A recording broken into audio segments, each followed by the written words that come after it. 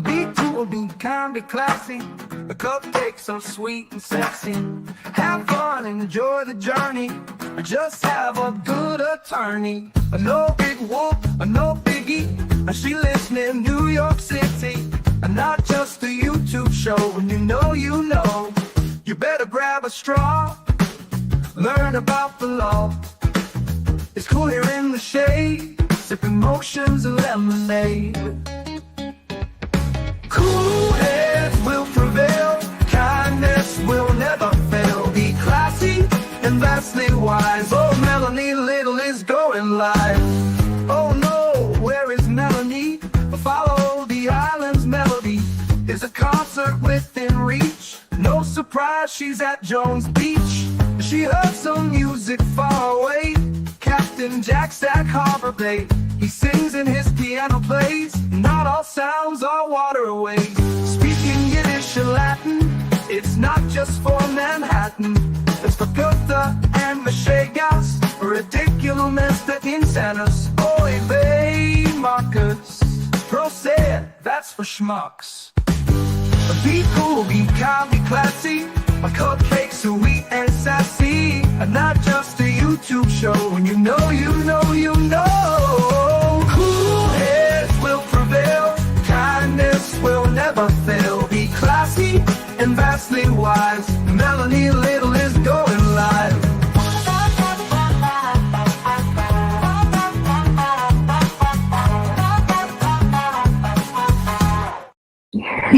Happy Sunday, my friends. Happy Sunday. Oh, look, I forgot to take the Paris Ray and the Crush banner down from last show.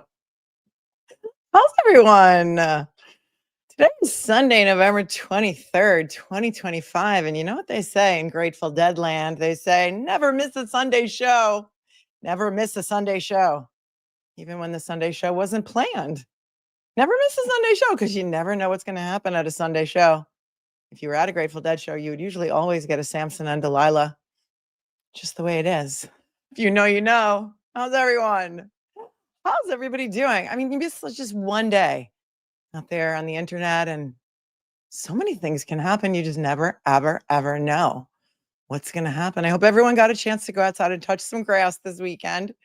Yesterday was a nice day of college football over here, despite the fact that my Colorado Buffaloes took a devastating loss to the Mark Bettero's alum, the Arizona State ASU Sun Devils. Yeah, it was bad. I need proof of life on Betterow because I texted him yesterday before the show and said, before the game, I said, big game, big game. He didn't text me back, but I think he did a show with Nurse Kim this morning, right? So we do have proof of life on the Sun Devils, right? Is that what I said? ASU Sun Devils? Yeah. Yeah.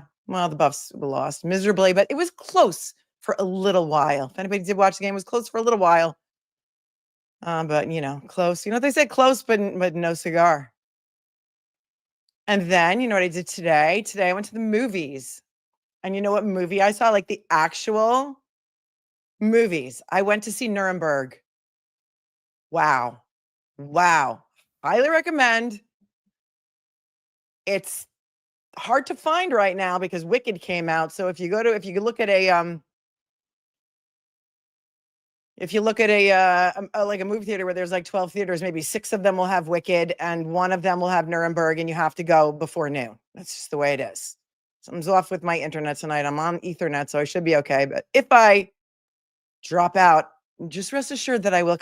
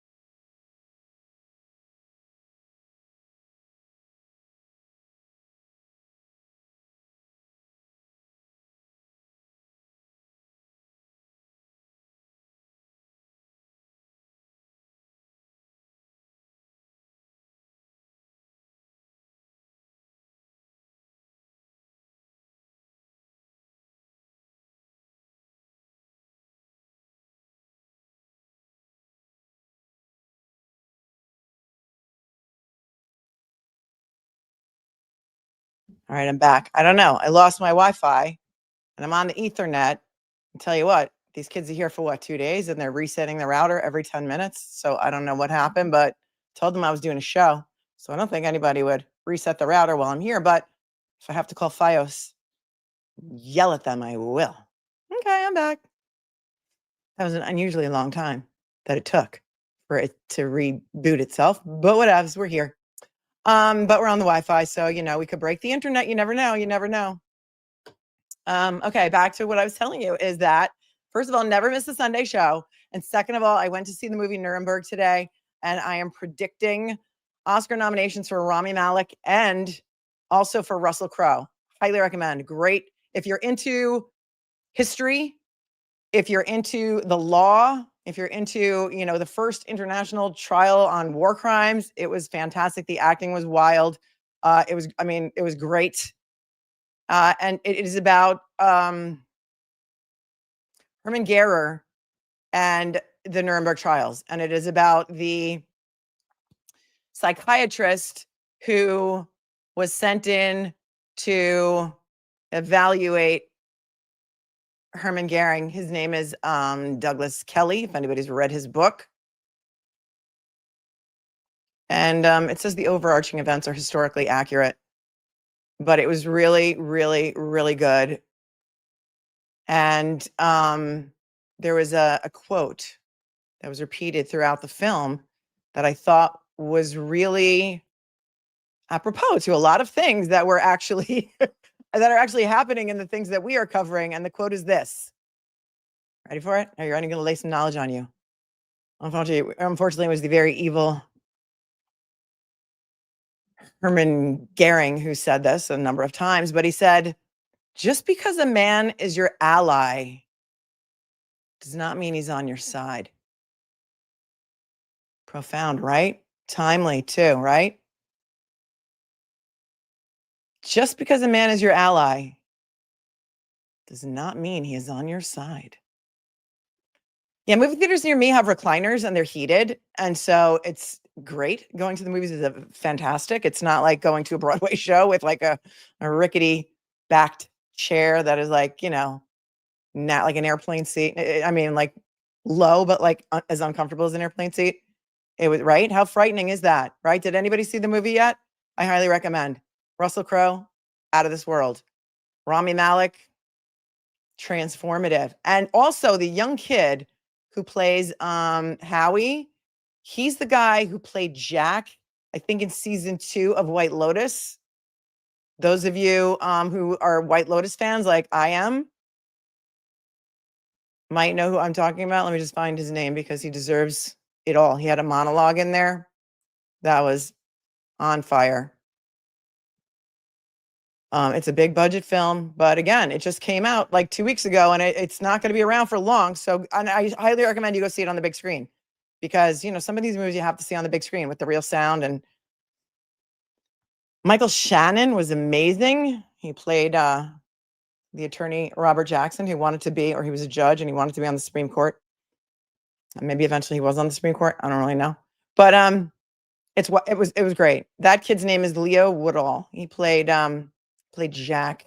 Oh, and Colin Hanks is in it too. And it's amazing to me how Colin Hanks looks so much like his father, Tom Hanks, and also the great, the amazing John Slattery, who will always be Roger Sterling to me. Always be Roger Sterling to me. And the reason for that is I think because John Slattery, just like so many actors, brings a part of themselves to every role in which they play. And it is really them. And that's why they're authentic. So I loved it. Loved it. Highly recommend. Go see it. Go see it. You won't be disappointed before it goes away. And so I don't know if you've been living under, if you've been having a life, you probably don't even know what I'm about to lay on you today. But if you are, so many people sent this to me that I can't not cover it. And so what better thing for a Sunday night to cover than this response of the House defendants? The House defendants responded to a motion that was made by Karen Reed. Stay with me for a minute. in the O'Keefe versus Reed case that we have not yet seen. We have not yet seen it. So we're doing things a little bit backwards tonight because this is a response to a motion that we didn't see because Karen's team didn't leak it and no one on her behalf leaked it. But the response to that motion has been leaked by who I don't know. It doesn't really matter. Anybody can leak it if they want to, but it's not on the public docket yet. Okay. And so there are a couple of things that I need to correct. I need to say that I was wrong about some things. Number one, when we looked at the civil cover sheet for Karen Reed's new case that was filed in Bristol County, Karen Reed versus the House defendants, Proctor, Higgins, and BUKHEKIK, I said that I thought that that attorney had agreed to accept service for all of the House defendants. His name is James Tuxbury. And that also may be true, but the reason that Karen's team knew who James Tuxbury is because he's the attorney who filed the response to the motion we haven't seen in the O'Keefe versus Reed case on behalf of all of the House defendants. Are you following me? Are you following me? I know I saw Alan Jackson was on Brother Counsel earlier. I did not watch it because I was at the movies, but did they go over this response that we're going to look at today? I mean, tonight? Or did they just talk about it briefly? Don't know, but I'm sure you'll hear it from me anyway, regardless of whether you heard it already. You'll hear it from me. And Emily C. is here to tell you that you too can adopt a witness for just $1 a day. No, Emily, you have my heart, as always. Yes, the Scrivener of the timeline, sister of Jennifer McCabe, has started a GoFundMe for the House defendants. And I mean, is it shocking to you that they've raised $35,000 in, I don't know, like not even 48 hours? When did this thing hit the bid? I mean, hit the docket. I mean, hit the airwaves. Well, let's cover that first before we go to the papers. Let's cover this first. So I think this came out yesterday, right? Yesterday or Friday night? I guess yesterday. I wasn't on the air, so I don't know when this came out. But anyway, and I don't even know who put it out there, but a lot of you sent me this website. So I don't know. I'm assuming it's all of the usual suspects who put this out on the airwaves for all of you to see. But there's a new website that has been created by the House defendants and their people. I don't know if it was Kate Peter who first put it out there or not. You can tell me if you're out there on the cesspool, but so many of you sent the website to me, so that's what we're going to look at first. It is called defendingthetruth.org, and when you go to the homepage, this is what you get. Testify, and then it says, join the witnesses from the Karen Reed trial, exclamation point. Over the past few years, many have asked how they can support witnesses in the John O'Keefe case who continue to be relentlessly harassed and defamed. Now is the time. Click to read more. Okay, well, I want to read more. Well, it just kicks me back to the same page. Oh, no, yeah, it does. And then it goes to this. It doesn't, I don't get to read anymore. But then below that is a collage. It's one of those, it's a collage of all of the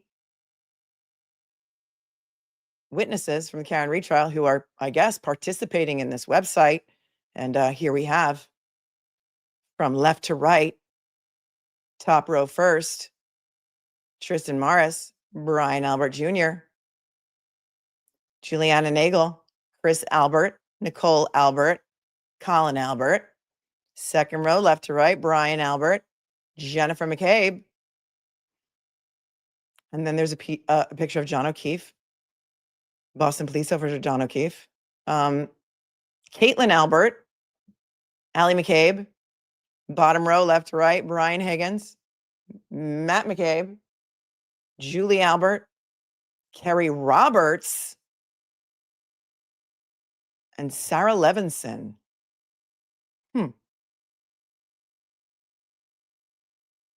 And then it says, testify. We stand for truth. We stand for justice. We stand for witnesses. And then it says, the threat.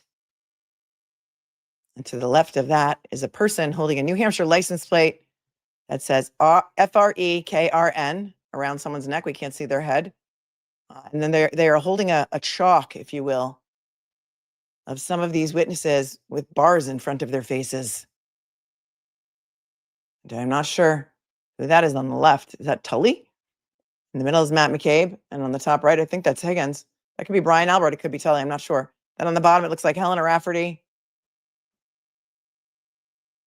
I'm not sure who's in the middle. And then Ken Mello on the right. Except Helena Rafferty and Ken Mello aren't included here. I think that's a rough shot of Brian Albert on the upper left, but I'm not sure. Who's this in the middle, bottom middle? Looks like a very young rookie photo of someone, if it's somebody that we know. But in any event, it says the threat. In Massachusetts, as well as across the country, victims who report crimes, witnesses who come forward, good people who simply do the right thing are being harassed, defamed, threatened, and pressured into silence.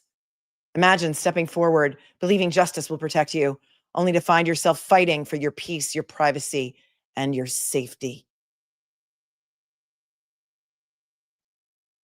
And then there's a lovely picture of a sunset with some candles floating on the water somewhere.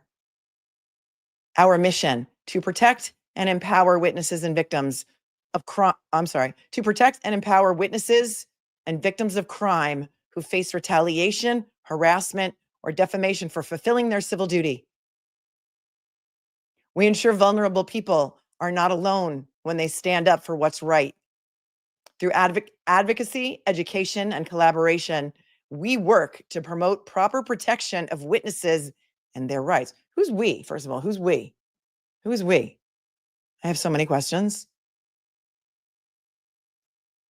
Next, there's a meme that says, liar, killer, murderer, with a big exclamation point. And isn't that what they called Karen Reed?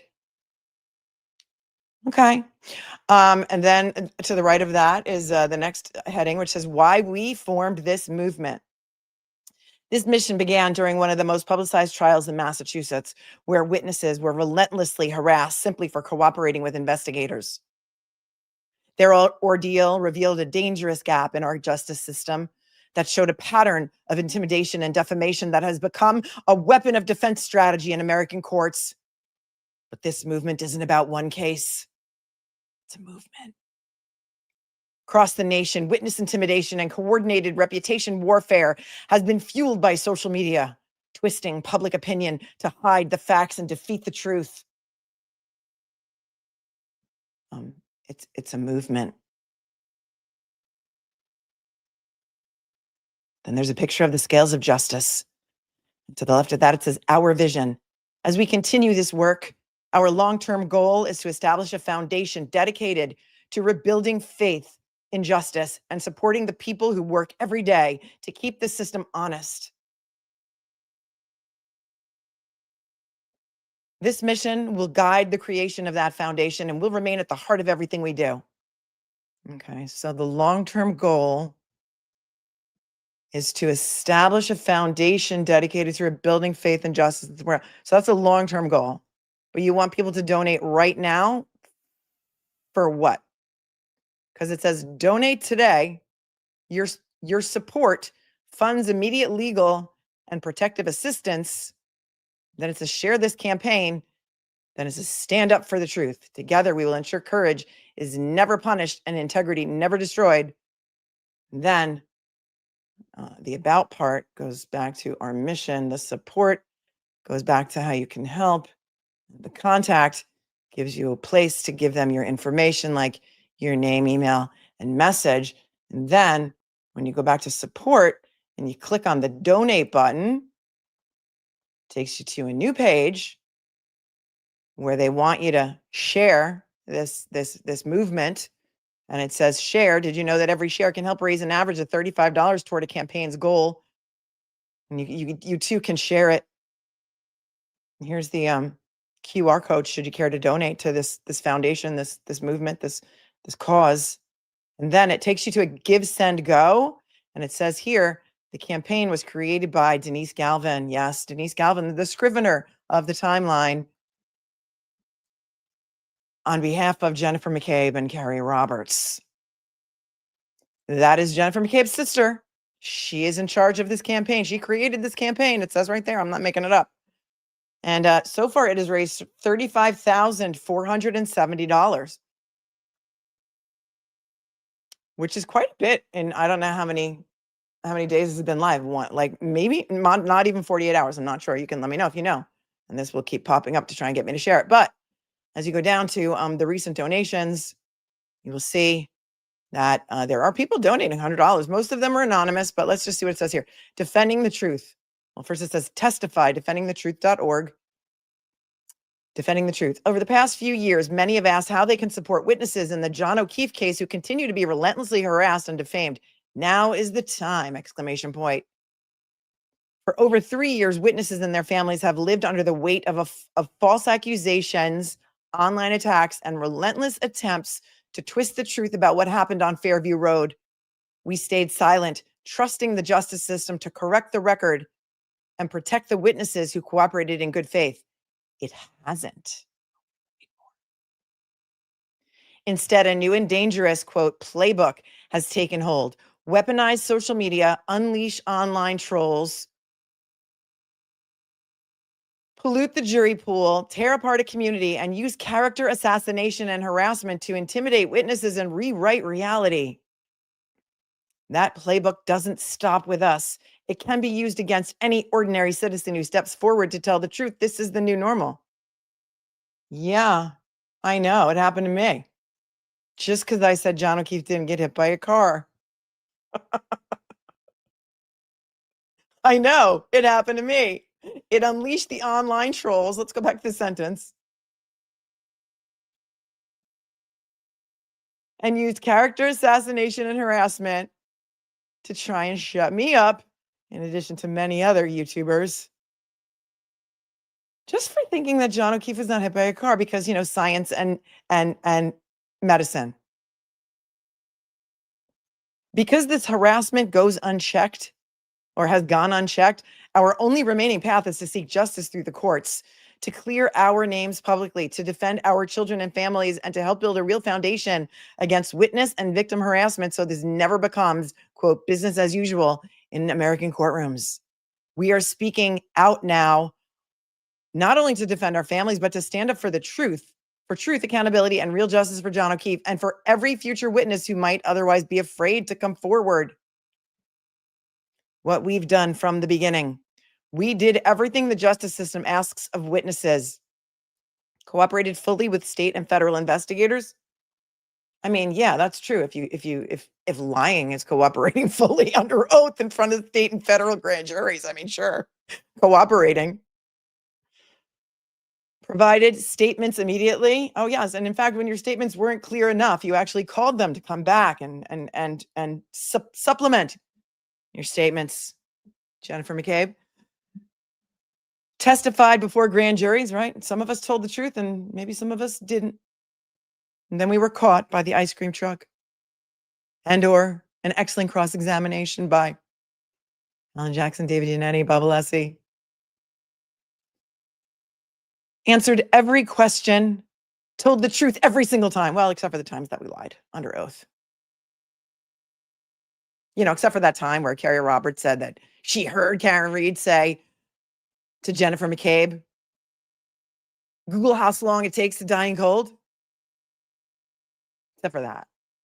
Except for, you know, lying to the FBI when they came and saying that Jennifer McCabe saying that she was her sister and then, you know, lying about who she called in the 10 minutes it took to brush her teeth, you know, how many people she called and all, but, you know, not a big deal to lie to the FBI. It's just like no big deal when the FBI comes to your house. It's like the ice cream truck coming to your neighborhood when you're a kid, right? Not one of us ever invoked the Fifth Amendment because we have nothing to hide. How we became targets. Despite our full cooperation, a coordinated effort grew online and in the media to shift blame onto innocent people. False narratives were pushed into court filings, social media, and public forums. Our names, reputations, and livelihoods were attacked, often viciously and without any basis in fact.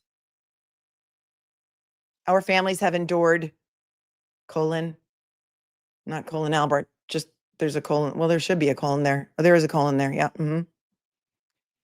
Years of harassment, intimidation, and online defamation, personal and professional harm, damage to our children, relationships, and well-being, tens of thousands of dollars in legal expenses, all because we did what we were supposed to do. We told the truth. Why we're asking for help. With a civil trial now ahead, we know the same playbook will be used again. Distort the facts, target witnesses, and re-traumatize our families in public. We cannot face this alone. Your support will help us,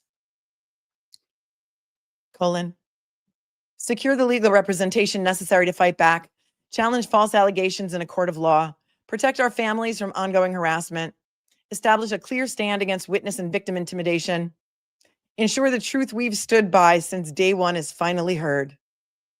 Every contribution, large or small, brings us closer to closer to clearing our names, protecting our children, and drawing a line in the sand so that this kind of witness harassment cannot be the model for future defendants.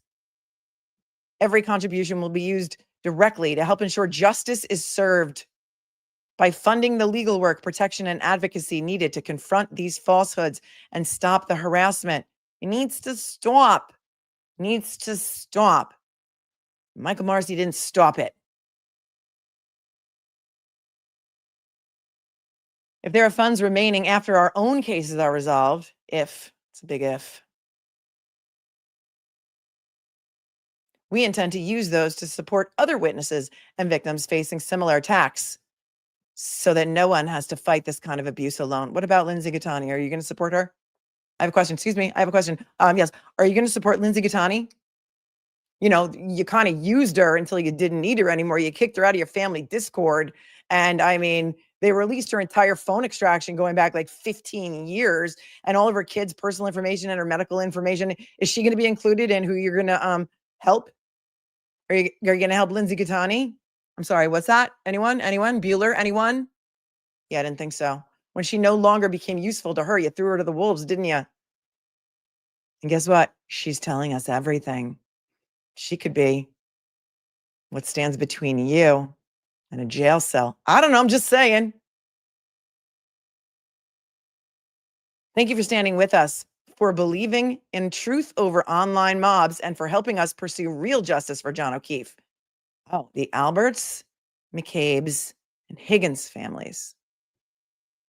All right, so this is only on behalf of the Alberts, the McCabes, and the Higgins families. But then why did you have all of those other people in your collage? Why do you have why are you using Sarah Levinson's picture? Why are you using Carrie Roberts' picture if the money's not going to them? I have questions. And here are the donos on the right-hand side here, up to $35,470. 234 people gave, and people think it's disgraceful what happened to them. And you too can go to the GiveSendGo/defending the truth to give if you feel it necessary. I mean, look, equal time. If you feel that you need to donate to the McCabes and the Alberts and the Higgins families, by all means, I'm sharing their message with you. Because not only are they going to help themselves by paying for their lawyers, they're going to help other victims if there's any money left over.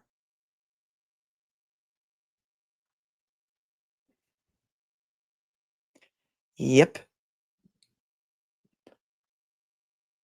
I mean, did anybody, if you're watching right now, and there's almost 5,000 people, 4,734 people here, if you did not know about this, Give, Send, Go, and I'm just bringing this to your attention now, put a 1 in the chat. Just want to see how many people did not know about this. Like how many people I laid some knowledge on today. I'm just curious.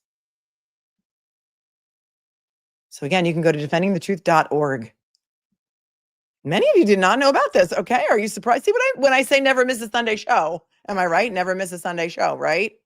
Never miss a Sunday show, because you never know what you don't know and what you might miss.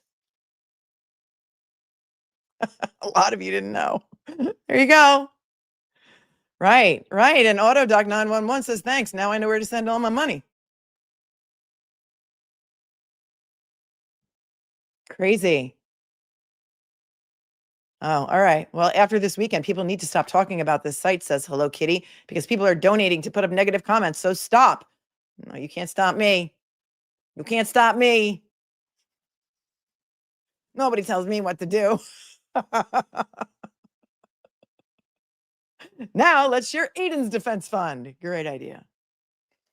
Because Aiden Carney is facing up to almost 100 years in prison for, knocking on doors and asking questions like, the real journalists used to do back in the day on 60 Minutes and all of the stations. So some people did cover it, but as you can see, there's a lot of ones in the chat and a lot of people who did not know about it, so they may not have watched the shows where it was covered. And so here we are. Here we are. Donate to Turtle Boy Instead, people are saying. Let's go to the chat. The internet is awfully wonky, so if I disappear again, just give me a minute. I will be back. I will always be back. I will always be back. Don't worry about that. Thank you on top for your super sticker and Serene Sapphire for becoming a member. It's Steph on the Cape, and she says a deliciously fun surprise on a sleepy Sunday. It's cold here, but it was sunny, so we have that going for us. Down the rabbit hole we go, says the Karen Reed saga continues. Oh, this is going to be going on for, I don't know, years and years and years and years and years. Not even in my opinion. That's like legit. Years and years and years. Thanks for hanging out with me for 16 months. Hasn't it been fun? We go down a lot of rabbit holes. Thank you, Sassy Dust Diaries, for your super sticker. And Mozzie66 says, saw AJ on Brother Council. Great interview. Thanks for being with me for 23 months. I haven't watched it yet, but when I have time, I'll go watch it. Thanks for tuning in. And Colleen, thanks for your 20. Appreciate you so much. And Piney Woods is here and says, love ya. Frozen. Hi, Cupcakes. Hi, thanks for being with me for 10 months. And Kylie, thank you for your compliment. I'll take it. I'll allow it. And then the dancing bear emoji. Thanks for being with me for 6 months. And Parachutes and Pirouettes says, AKA, how dare you? I'm late, rewinding. That's okay. You don't have to apologize to me, but thank you for your Canadian super chat. And then Mike Dorado says, whenever you go live during an Eagles game, they win. So take my money, dear. All right. All right. I'll allow it. Thanks, Mike. And Charissa is gifted a membership. Thank you, Charissa. Who's a rat.com. Staff, thanks for your 10. Anna Long, movement. Is it a bowel movement? She asks. Thank you, Anna, for your super chat. And Josh says, what you were supposed to do is call 911 when John O'Keefe got injured in your house or was laying on your lawn under a dusting of snow. Yes, yes. And you know what? I submit to you, Josh. I know it reverted to your username, but I know that is you, Josh. You know what it would have happened if they did that? Well, if they did that, they wouldn't have to pay for lawyers because this case would have been covered under their insurance policy, their homeowner's insurance. Had they reported it as an accident or an incident at the home, it would have been covered through their insurance company. And so therefore they would not have to raise money for attorney's fees. See how that works?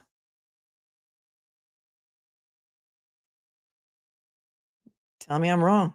I know I'm right because I've dealt with insurance companies for over 30 years.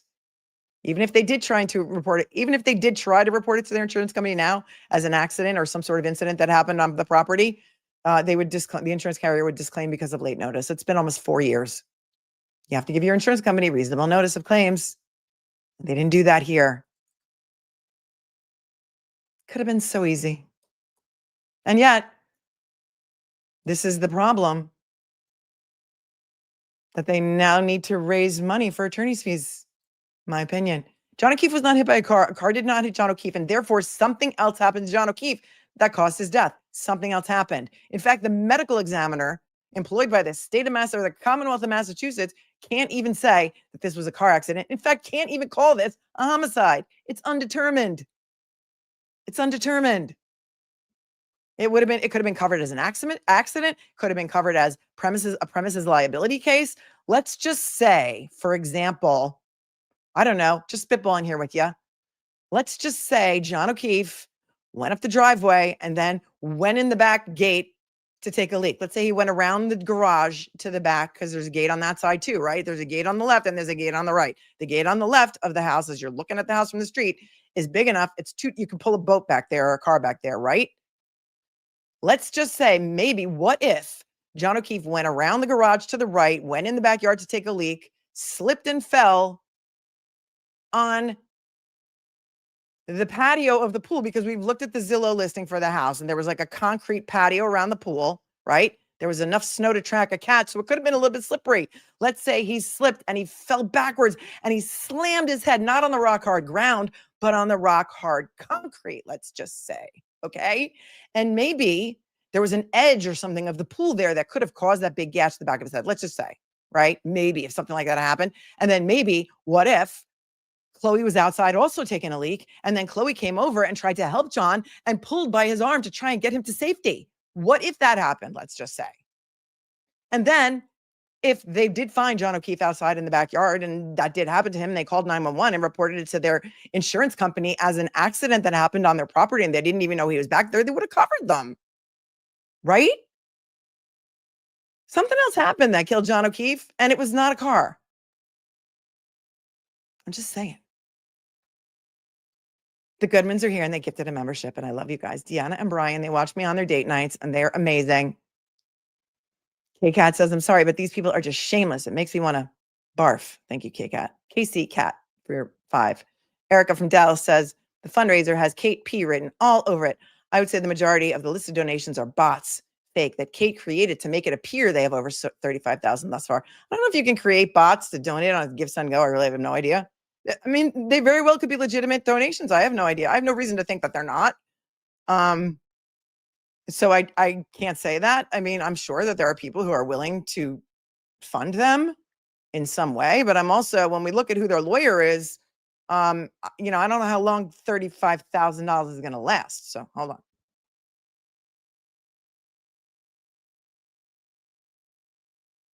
The difference for Karen Reed is that her auto insurance company is paying for her lawyers to defend her, so she doesn't have to lay out any cash. See what I'm saying? And I believe, I have no reason not to believe that this is true, but I would imagine that her attorneys who are also handling her lawsuit against the House defendants and everyone else are working on contingency, which means they feel that they have such a strong case that they are not going to recover any money until if and when that case settles or is tried to verdict and there's a collection of funds. See what I'm saying? Thank you, Erica, for your 10. And Age of Nefarious says, thanks for everything. Oh, that's amazing. I love it. Age of Nefarious. Thanks for being here for 9 months. And also full of questions. Barbara says, you were my first membership. I love you, Melanie. Oh, I'm honored and so grateful. Streetlights author became a member, as did Happy Housewife. And not a House defendant, says Higgins, is back in their good graces. Well, it is shocking to me that there is one attorney representing all of them. That is shocking to me. And I don't know if they just did that on they paid him a little bit of money and said, just oppose this motion for us. And then after that, we'll all get our own attorneys, because it is my very firm opinion that for one attorney to represent the McCabes, the Alberts, and Brian Higgins is a recipe for legal malpractice. They all have differing interests. They all may have different things to say. And I just don't think that it's like I'm in the upside down, inside out, Twilight Zone Narnia of Norfolk County. And again, right, Higgins is back in their good graces, so they're paying for his defense too. I don't know. I have no personal knowledge of what their relationship is right now, but thanks for your deuce. Corrupt in Massachusetts says, yay, spend my birthday with Melanie. Happy birthday, Corrupt in Massachusetts. Thanks for being with me for 17 months. You're amazing. Looking for the right flux. Tuning in from Canada says, thanks for all your work again. And tonight in particular, oh, you prove beauty and brains. Beauty and brains make a great pair. Looking fab and bloom. Thank you so much. You rock law. Thank you so much. And James is here. Hi, James. He gifted 5 memberships. You're so very kind and generous. You all are. You guys are like the most generous people on the internet. And you know it. You know you are. Thank you, Christine Mitchell. What a girl to treat tonight. We love you. We love you too. We love you too. And Arlene, thank you, says the McAlberts want everyone to think they're innocent. Thank you for being here for 21 months. And I guess they're doubling down. They're doubling down, but you know, proof is in the pudding, all right? Proof is in the pudding. We'll see. We'll see. Let's take a look, because here is where it got a little confusing. Okay. So let's just start from the beginning. The O'Keefes filed a lawsuit against Karen Reed and the Waterfall and CF McCarthy's all the way back in August of 2024. Mark Diller is the attorney, Mark with a C, Diller is the attorney for the O'Keefes. The plaintiffs in that case are Paul O'Keefe, his dad, John O'Keefe Sr., Peggy O'Keefe, and Kaylee, the niece. The defendants are Karen Reed, the Waterfall, and CF McCarthy's. That lawsuit was filed August 26th of 2024. And I remember going over the lawsuit at the time, and I thought it was not a smart thing to do to file that lawsuit 5 months before the statute of limitations expired. They had 3 years from the date of John O'Keefe's death to file this wrongful death lawsuit. In New York, you only have 2 years on a wrongful death case, but Massachusetts is generous. They give you 3. And so they filed it in August of 2024. And they still have 5 months left on the statute of limitations. All right. I see that there's a little bit, I'm getting distracted by the chat. I don't know who this is, but hold on a minute. Hold, please. The person might already be gone. Did you get him?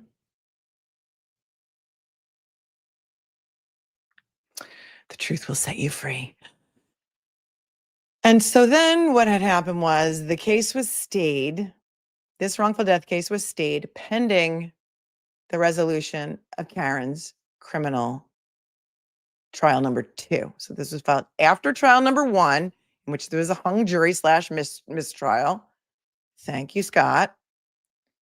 And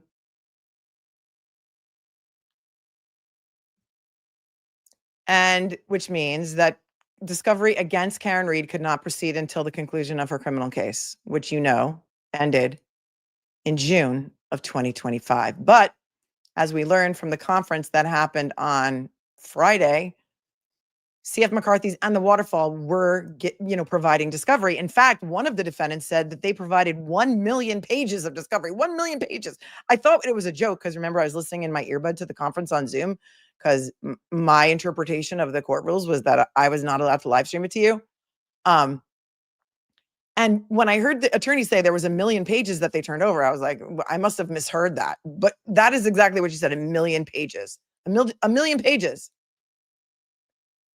And so they were doing discovery the whole time. And so then what happened was September 22nd, 2025, we watched a hearing in front of Judge O'Shea. And that was broadcast on Boston 10 or whatever. And they allowed cameras in that courtroom because it was not a Zoom conference. It was an actual in-person court appearance. And it was on September 22nd, that conference. And that is the conference at which Damon Seligson, Karen's, he was the lead attorney. He wasn't there for the conference as far as I could tell on Friday. He made the announcement that they intended to bring in as third-party defendants 10 new defendants, all of the ones that Karen just sued. That announcement was made September 22nd of 2025. And then he went on Howie Carr, I don't know if it was the same day or the next day, and he said that that was coming imminently. So we waited and we waited and we waited and we never heard or saw anything. And then what happened was, apparently, because it's not on the docket, Karen Reed's team served a motion pursuant to Rule 21 for leave to file a 9-count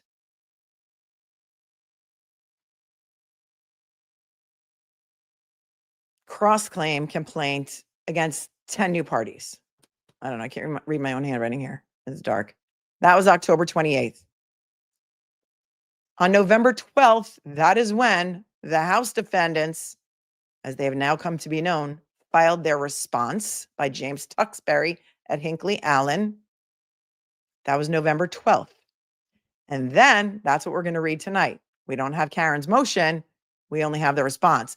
And then as a result of that response, Karen's team filed a complaint on her behalf against those 10 defendants, started a separate lawsuit, a separate action in a different county, in Bristol County, because that's where Karen lives. That was filed in Bristol County on November 17th, 5 days after they got the response from the House defendants in the other case in Plymouth County. And then 4 days later, there's a conference back in Plymouth now in the O'Keefe versus Reed case in front of the new judge, Judge Gilday. But none of this stuff was discussed. Now, I got into the Zoom late. Everyone who I saw who broadcasted that conference, that Zoom conference, also got into the conference late. And this motion made by Karen Reed's team that was served on October 28th has not yet been filed. And here's why. The judge might not even know about it because Massachusetts has this weird rule, okay? I'm just going to explain to you how it works in most of the rest of the country. In New York, when you file a motion, you file your motion with the court and you pay your fee, or whatever it is, $45, however much it costs to file a motion nowadays. You pay your fee in whatever jurisdiction you're in. You file your motion and it gets docketed with the court. You serve the motion at the same time on your defendants or on the other side. And then when they file their response, it also gets logged into the court docket, gets filed with the court. Here in Massachusetts, for whatever reason, you serve your motion on the other side, they respond to you, then you reply, and then once all the papers are served on each other, you file it as a package with the court. And then only then does it get docketed in civil court. I don't understand it. That's the way they do it. And so my thinking is that Judge Gilday might not have known anything about this motion because it didn't hit the docket yet. And they have not replied to it yet. But what I heard Alan Jackson say today on Brother Counsel, the little part that I listened to, because I wanted to hear this directly, is that when Karen Reed's team got this response to that motion from the House defendants, they were like, oh, that's the position they're going to take? Okay, forget it. We're just going to go file our own lawsuit. We're not going to wait around. And that's what they did. And that's what they did. And that is why when we read the statement, whatever day that was, I can't remember now, maybe it could have been a week ago, that was given to the media by the lawyer for all of these House defendants. It seems that they gave the press a copy of this response to Karen's motion because the quotes pulled from the attorney, who was not named in any of the mainstream media that covered this, come right out of this response. Does that make sense? Am I being clear enough?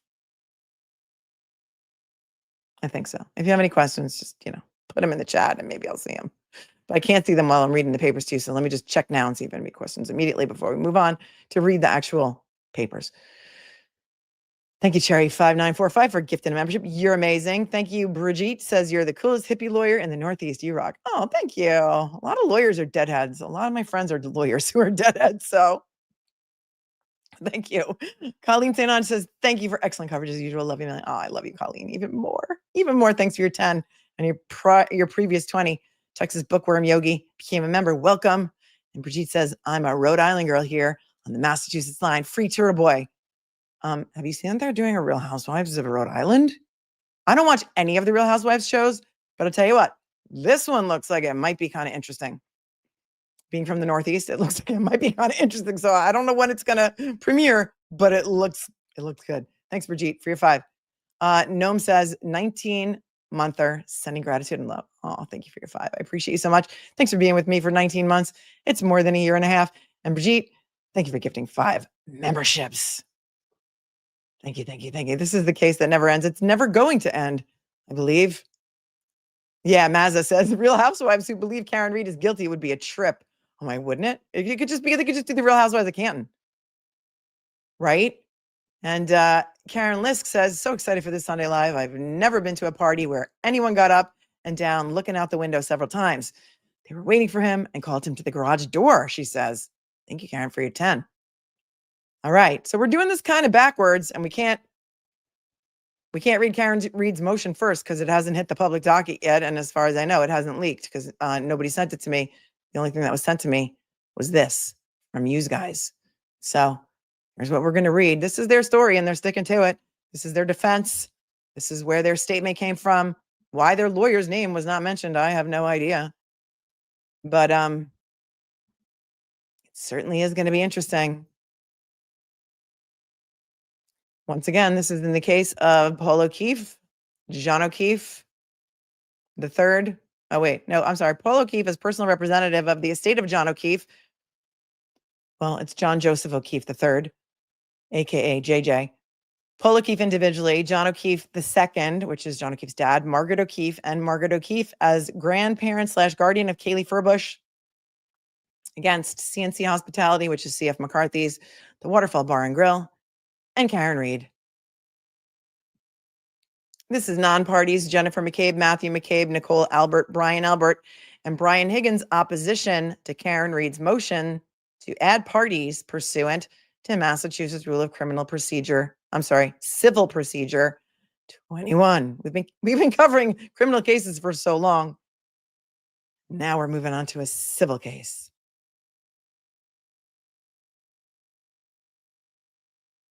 Non-parties and witnesses in the Commonwealth's prosecution of defending Karen Reed.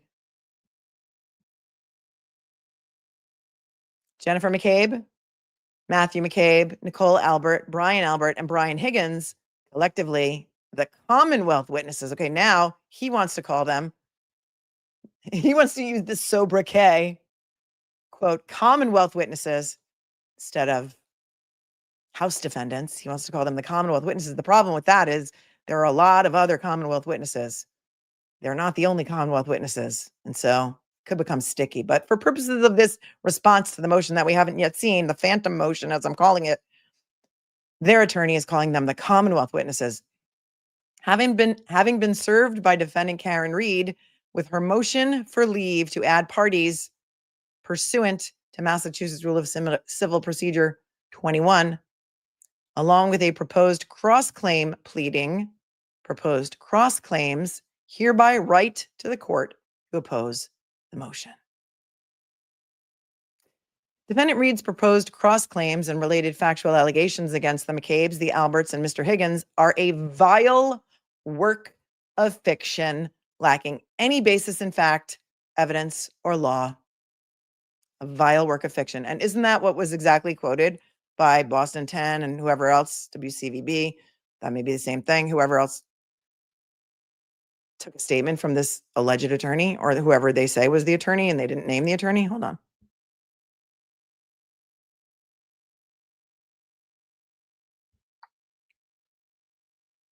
Indeed, these outlandish allegations are part of defendant Reed's scheme to defame and wrongly malign the Commonwealth witnesses to evade responsibility for her actions on the morning of January 29th of 2022 and for causing the death of Officer John J. O'Keefe. Officer O'Keefe. Well, thank you, at least, House Defendant's attorney, for calling him Officer O'Keefe. Because none of your clients did. There's a man passed out in the snow. Not Officer Down. At least you're giving him the title he deserves. The Commonwealth witnesses vigorously dispute defendant Reed's allegations and will defend against these false claims. The Commonwealth witnesses' defense will include motions to dismiss, potential removal of these claims to federal court. I say bring it on. Federal court is pretty strict. It moves real quickly. Potential removal of these claims to federal court, as well as counterclaims against defendant Reed and third party Aiden Carney. Mr. Carney, there he is, Turtle Boy Bad, also known as Turtle Boy, for defamation and other torts that they have committed individually and in concert. The Commonwealth witnesses, however, should not be forced to litigate these false allegations and their own defamation claims in this pending lawsuit brought by the family of Officer O'Keefe against Defendant Reed and 2 other defendants for their role in causing the death of Officer O'Keefe on January 29th, 2022, the wrongful death action. Bringing Defendant Reed's proposed cross claims into this action, along with the Commonwealth witnesses' defamation and other tort claims, is procedurally improper at this stage and will substantially increase the claims, parties, factual disputes, and legal questions in this case without any evident economies of scale. Moreover, plaintiff's wrongful death action is currently past the motion to dismiss phase, with discovery having commenced. If Defendant Reed is permitted to file these claims relating to her criminal prosecution in this case, the motion practice on her pleadings will likely take months. Then, if Defendant Reed's proposed cross-claims survive dismissal, the Commonwealth witnesses will file their own counterclaims against Defendant Reed and Mr. Carney in this action. Those counterclaims could, again, trigger months of motion practice. As such, the current discovery schedule could almost be over before the pleadings are closed on Defendant Reed's proposed expansion of this case. It is my opinion, which was reinforced after I heard Alan Jackson say it on Brother Counsel today, that Karen's team saw the writing on the wall when they got this responsive pleading, and they said, you know what, forget it. Like, what's the point? Let's just file our own lawsuit, and then we can deal with it later. And that's what they did. Accordingly, Defendant Reed's motion should be denied, and she should be directed to file her proposed pleading, if at all, in a separate action.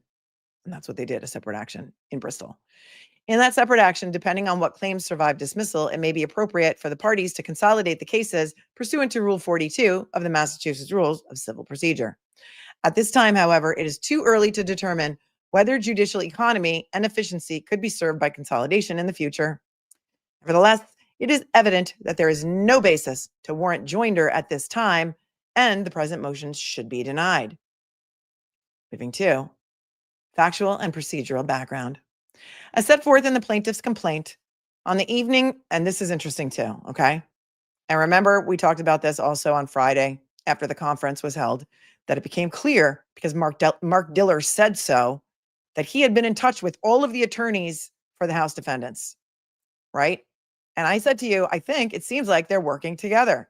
And this is absolute proof that they absolutely are. Why do I say that? Because these defendants are now pointing to everything in the plaintiff's complaint to prove their case. Not the real stuff that happened at the trial, only what is alleged here in Mark Diller's complaint against Karen Reed and the bars. So I guess they figure if they all team up against Karen Reed and the bars, they're going to have a better shot than if, they just try and defend themselves. Factual and procedural background. As set forth in the plaintiff's complaint on the evening of January 28th of 2022, defendant Karen Reed consumed 9 alcoholic drinks during an approximately 3-hour period at 2 different restaurants prior to getting behind the wheel of her SUV with her boyfriend, Boston Police Officer John O'Keefe III. And there he cites the complaint, paragraphs 14 to 30.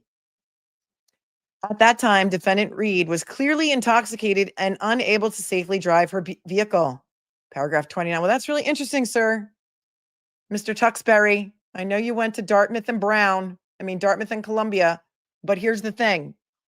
All of your clients testified that Karen Reed was not drunk. She did not appear drunk. She seemed perfectly fine. And so that's interesting. How are you going to get around all of their statements and their testimony where they all said she was not drunk? Am I right? Their attorney, James Tuxbury of the law firm Hinckley Allen, is a graduate of Dartmouth College, 97, and Columbia Law School, 2003. He's wicked smart. Graduated Dartmouth cum laude.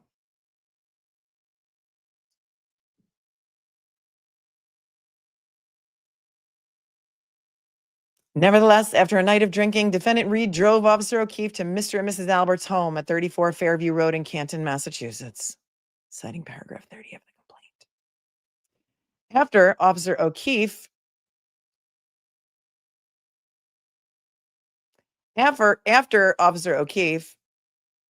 got out of defendant Reed's vehicle in front of the home. Defendant Reed hit him with her car while she was intoxicated as she left. Rather than stop, defendant Reed left Officer O'Keefe lying seriously injured on the ground in front of 34 Fairview Road. Officer O'Keefe tragically died from the injuries he suffered when defendant Reed struck him with her car. Well, that's going to be hard to prove true because, ARCA, the medical examiner, all the doctors say he did not have injuries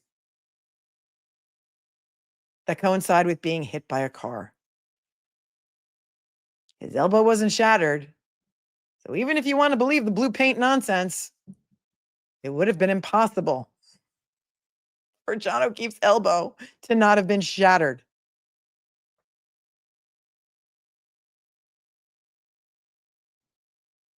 After hitting Officer O'Keefe, defendant Reed then drove her vehicle to Officer O'Keefe's home. Yeah, where's that video? Where's that video? 'Cause she connected to the Wi-Fi 12:36 a.m. And Jennifer McCabe, in all of her statements, says she saw Karen Reed's car outside 34 Fairview, inching up to where his body would eventually be found at 12:45. Okay, good luck with that.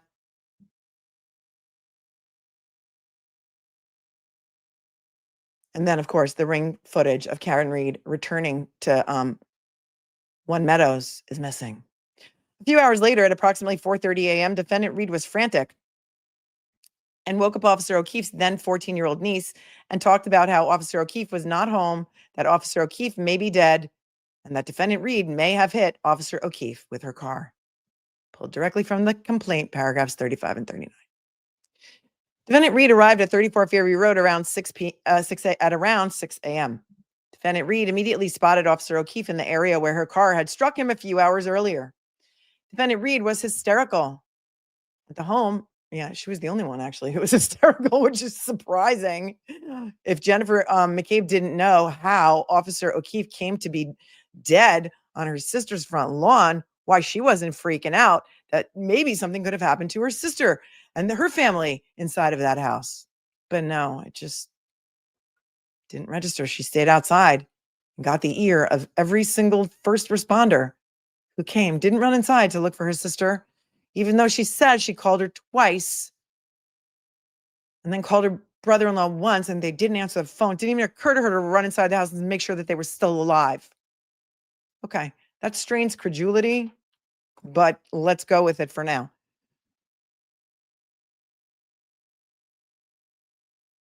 At the home, defendant Reed repeatedly stated that she hit Officer O'Keefe, according to the complaint, paragraphs 43 and 44. Defendant Reed never told anyone in January of 22 that she saw Officer O'Keefe enter the home at 34 Fairview Road. Well, did anybody ask her?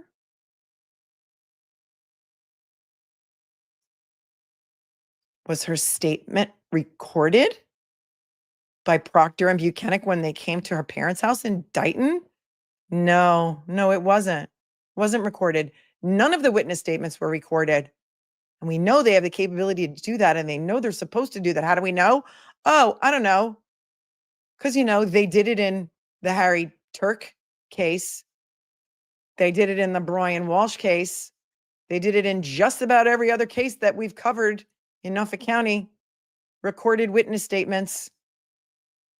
But not in this case. They didn't. Not of a suspect. And they of course, they were considering her a suspect because they seized her car and they seized her phone.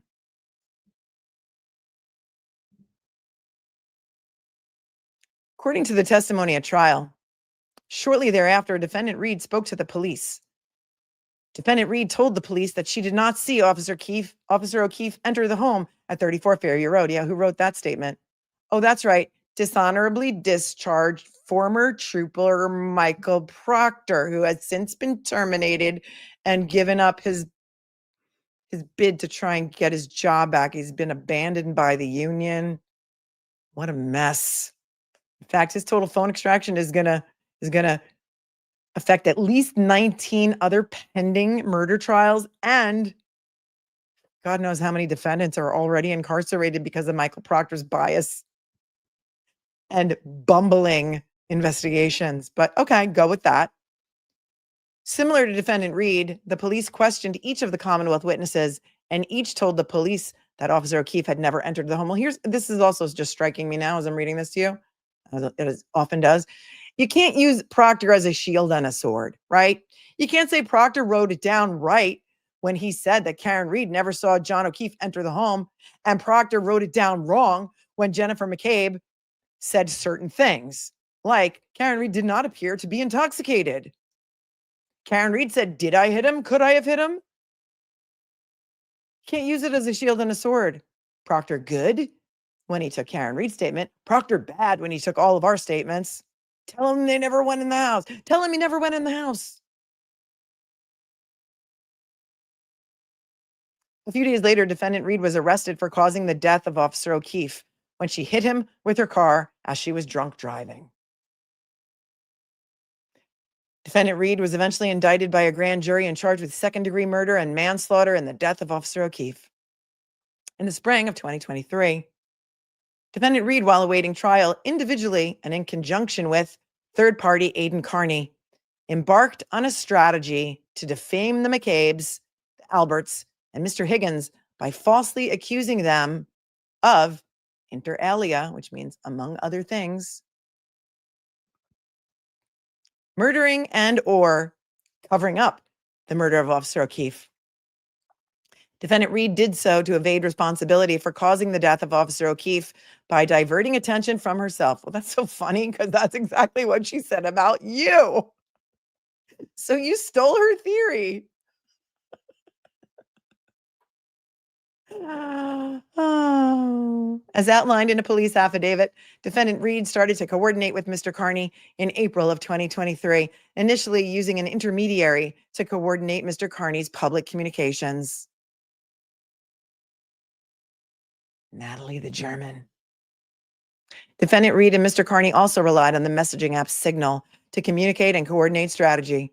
Defendant Reed's and Mr. Carney's unlawful campaign, individually and collectively, to defame the Commonwealth witnesses has caused them substantial injury.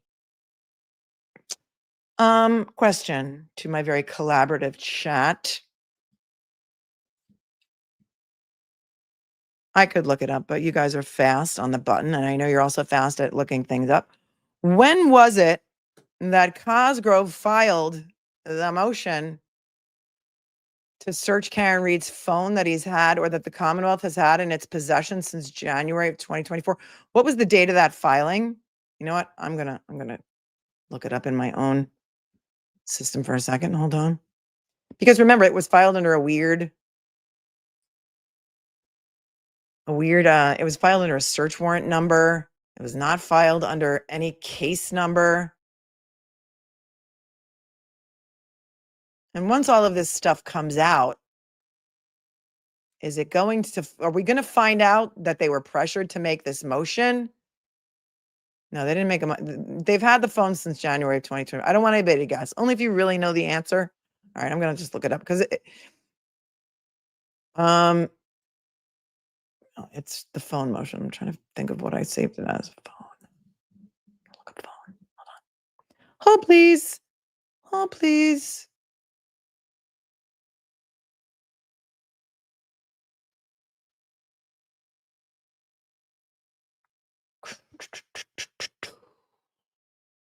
Previous 30 day. I think it was like was it in like September?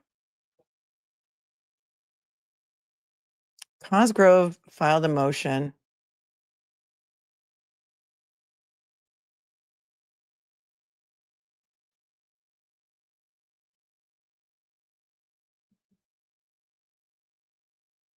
This was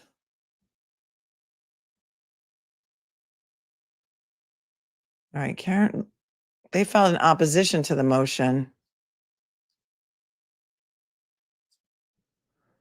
on September 22nd. Steve Buzang filed his opposition. So it was filed prior to that.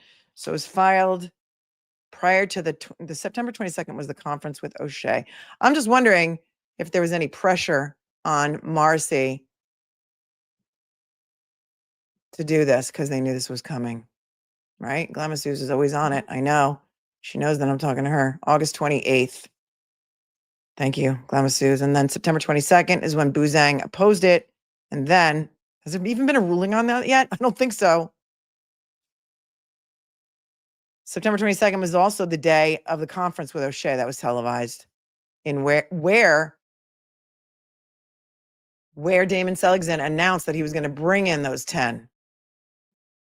Thank you. Thank you, Suzanne. Was Marcy getting pressure to get the phones so they could now try and prove Karen Reed and Eden Carney colluded or conspired to intimidate them? Because remember, they did convene a grand jury on this before trial number 1. They convened that grand jury in like March of 2024. And apparently they didn't have Karen's phone extraction because they never searched her phone. And the grand jury did not indict the ham sandwich of Karen Reed and Eden Carney. But as we learned from another case that we're covering now, the murder of Claire Gravel involving defendant John William Carey, they tried twice to indict him and it took the second time. They tried to indict him in 2019 and then they actually indicted him in 2022. So they do that in Massachusetts.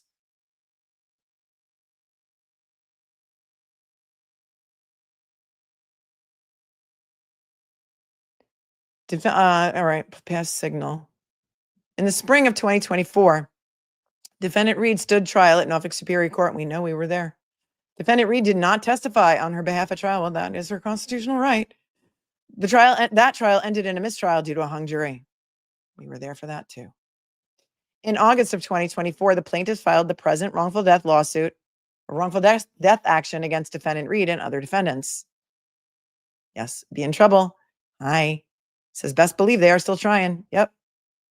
Yes, they are.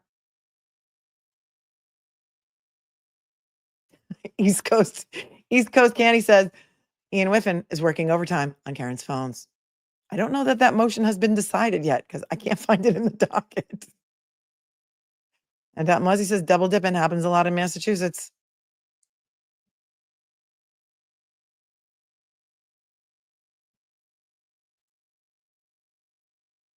In the spring of 2025, defendant Reed was retried. She again did not take the stand in her defense.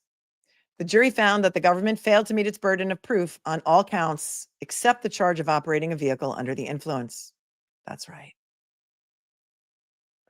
After that verdict, this wrongful death action resumed. In August of 2025, defendant Reed moved to dismiss the complaint.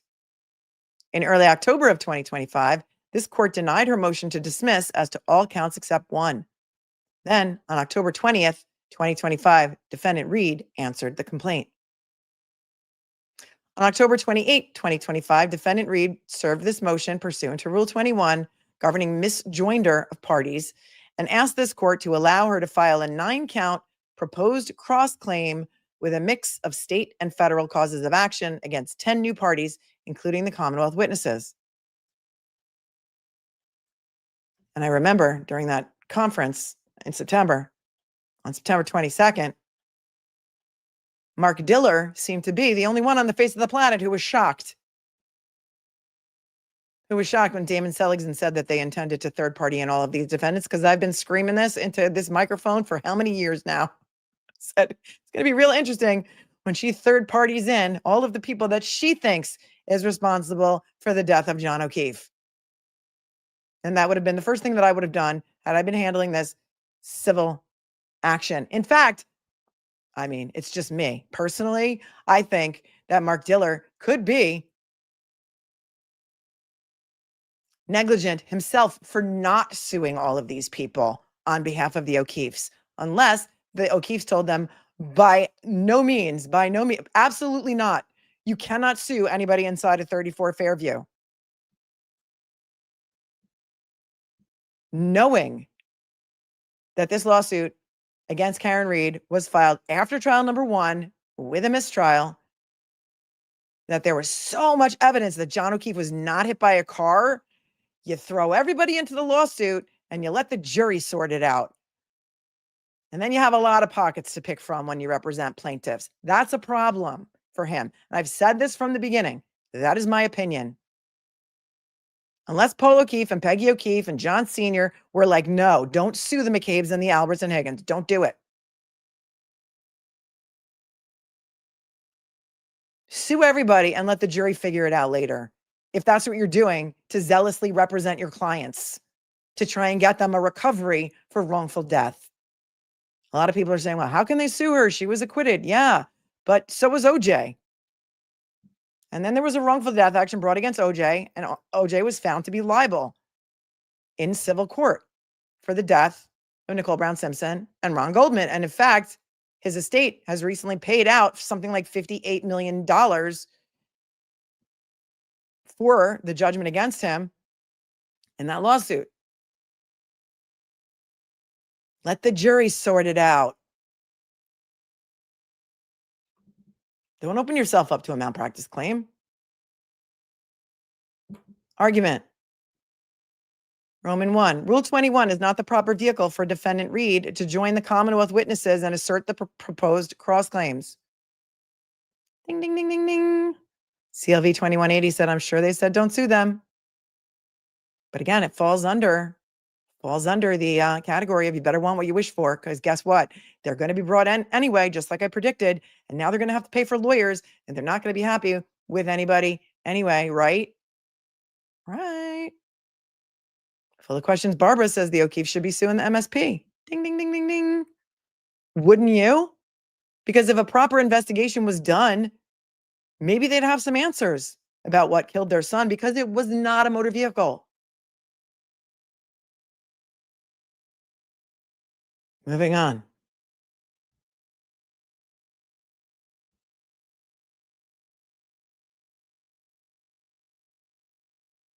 As an initial matter, the present motion is procedurally deficient, as defendant Reed mistakenly brings her motion under Rule 21 of the Massachusetts Rules of Civil Procedure, which is not relevant to her proposal to add new cross-claim defendants and cross-claims related to her criminal prosecution to this wrongful death action. Rule 21 governs misjoinder of parties and states, quote, misjoinder of parties is not a ground for dismissing an action. On motion or on its own, the court may at any time on just terms add or drop a party. The court may also sever any claim against a party, citing Rule 21 of Civil Procedure. Under this rule, the court has the discretion to overcome a technical problem of misjoinder by adding the correct party or severing claims against a party. Citing a couple cases, failure to join indispensable party does not require dismissal under Rule 19 or Rule 21. No abuse of discretion in allowing plaintiff, after hearing on the merits, to amend complaint to add the Commonwealth as an indispensable party defendant. They go on to say, Rule 21 is inapplicable here. Defendant Reed does not seek to cure a deficiency in the current pleadings. Instead, she seeks to add entirely new parties and subject them to entirely new claims surrounding not the circumstances of Officer O'Keefe's death, but rather her own criminal investigation and prosecution. Hold on. Hold, please.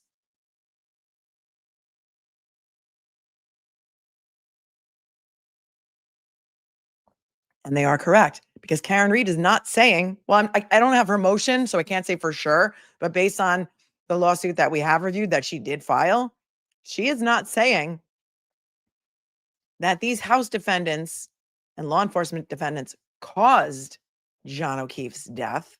She is saying that they conspired to pin it on the girl. You see the difference? And because of that, her civil rights were violated. But I need to see her motion papers before I can really fully opine on this. But based on the other lawsuit, that is exactly correct. Indeed, defendant Reed's citation to Kaiser Foundation in her motion highlights her misuse of Rule 21. In In Re Neurontin, the court held that the regional subsidiaries of the Kaiser Foundation health plan could be added as plaintiffs pursuant to Rule 21 to the lawsuit after trial to avoid a standing challenge on damages. The court found But there was no prejudice to the defendant, Pfizer, by the Rule 21 joinder because Pfizer had the opportunity to fully litigate the damages associated with the subsidiaries throughout discovery and a trial. In other words, In re Narantan concerned a technical correction of the parties, not claims in a case in which the parties had effectively litigated as if the new parties were always part of the lawsuit. That is not so here. Defendant Reed's proposed new pleading brings in new parties and new claims that are not part of the pending wrongful death action. All the wrongful death action and defendant Reed's new pleadings are broadly related to the tragic death of Officer O'Keefe.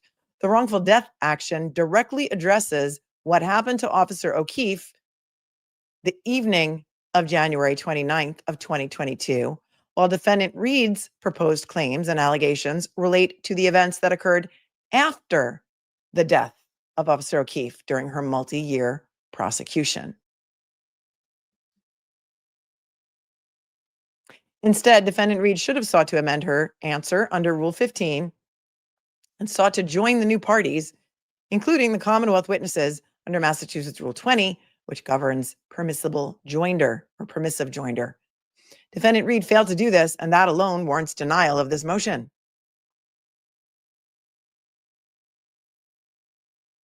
Roman 2.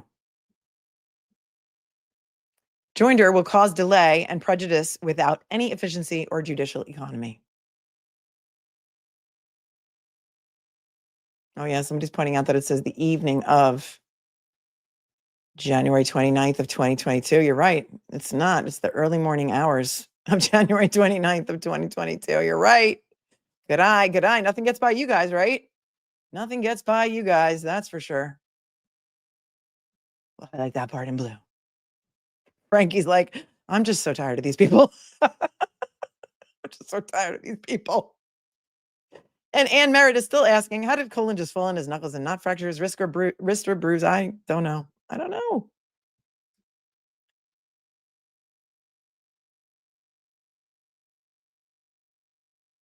Well done. Roman 2. Joinder will cause delay and prejudice without any efficiency or judicial economy. Even if this court were to treat defendant Reed's motion as being made under Rule 20, the motion should still be denied. Under Rule 20, this court has the discretion to allow joinder of parties and counterclaims, but should only do so where it would promote trial convenience, and not where it would result in prejudice, expense, or delay. Here, the court should decline to exercise such discretion. Defendant Reed's proposal to join the Commonwealth witnesses and other third parties to this wrongful death action would not advance judicial economy at this stage, but rather would substantially increase the complexity of the pretrial proceedings and result in delay and prejudice to the Commonwealth witnesses and the plaintiffs. Well, that's interesting, but at the conference that we just watched on Friday, Mark Diller says now that he does want to consolidate Karen's new case and his case for purposes of discovery. And he's probably going to make that motion. Pivot, pivot, pivot, pivot. I'm getting whiplash with all the pivots here. There are several reasons for this court not to exercise its discretion to join the Commonwealth witnesses to the existing wrongful death action. Defendant Reed's proposed course of action will prejudice the Commonwealth's witnesses' discovery and jurisdiction rights and will substantially complicate and delay the pending wrongful death action with new parties, claims, factual disputes, and legal issues without any genuine judicial efficiency gains. Well, except for the fact that your people are going to have to be deposed more than once, likely. Likely, because they are all witnesses as to what happened on the night of January 28th and the early morning hours and daytime of January 29th. And so they're all going to be deposed in both cases. If you don't consolidate everything, they're going to have to give more than one multi-day depositions, because in civil court, there's no limit on how long depositions can be. The deposition of Jennifer McCabe alone, with all of these lawyers questioning, could be, I don't know, a week long, 5 days, 5 full days it could be.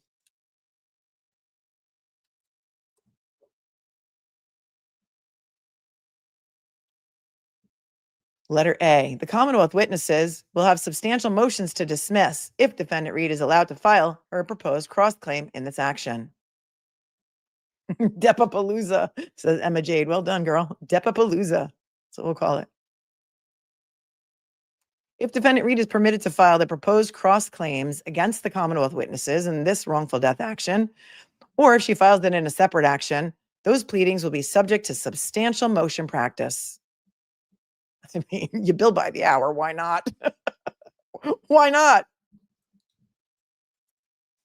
Anticipated motions to dismiss include requests for dismissal based on the Massachusetts Strategic Litigation Against Public Participation Act, the anti-SLAPP statute, as well as on statute of limitation grounds.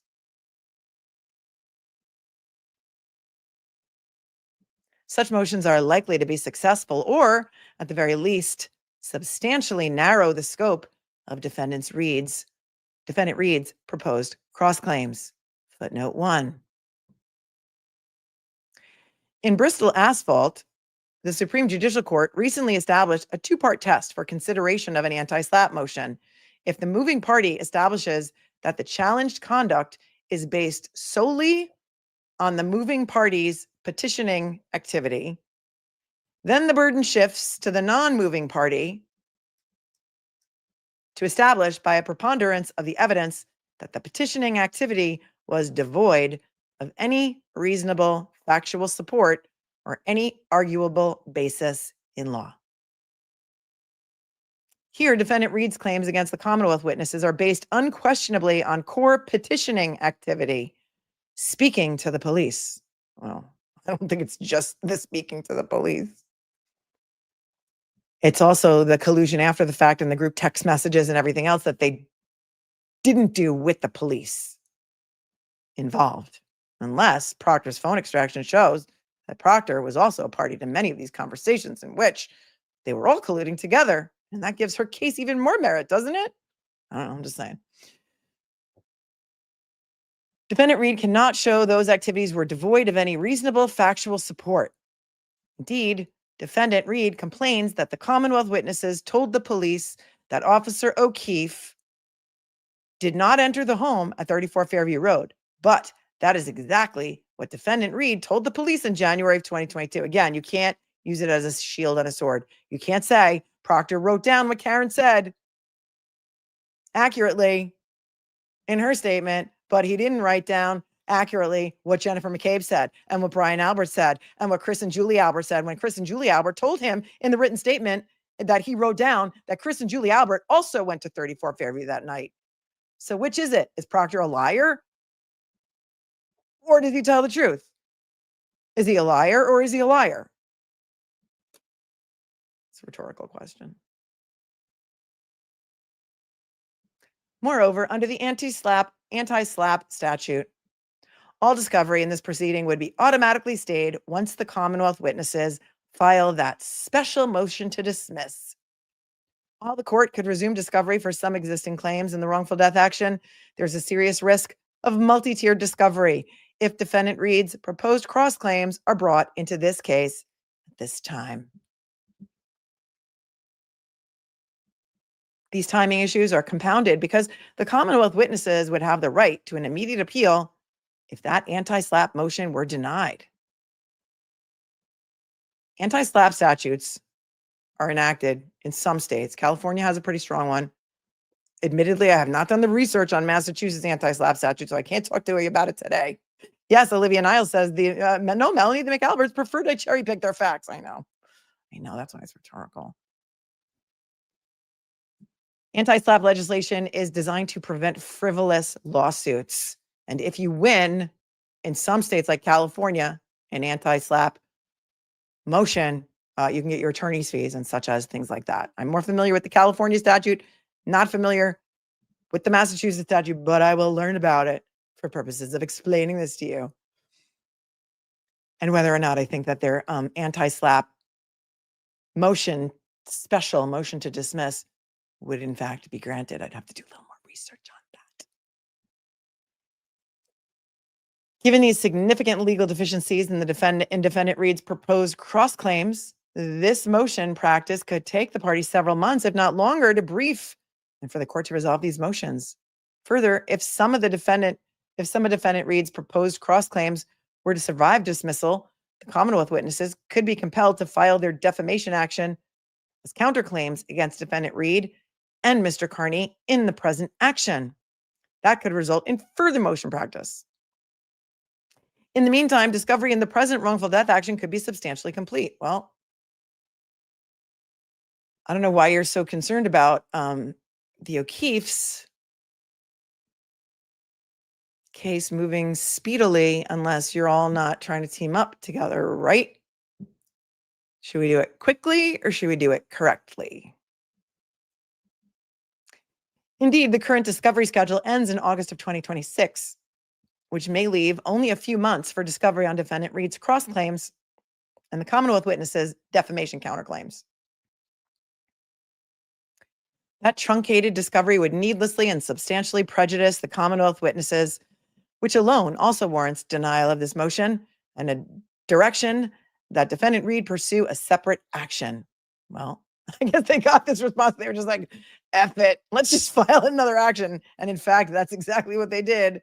Exactly 5 days after receiving this response.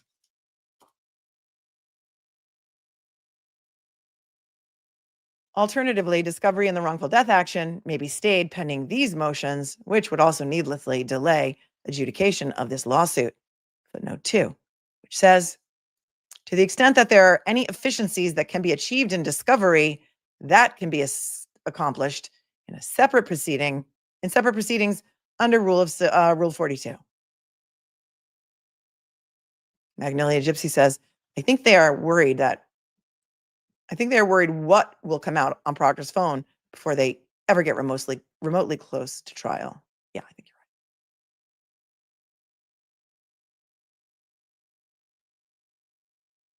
B, defendant Reed's joinder strategy will prejudice the Commonwealth witnesses by likely foreclosing their right to remove the litigation to federal court. Well, again, you better want what you wish for.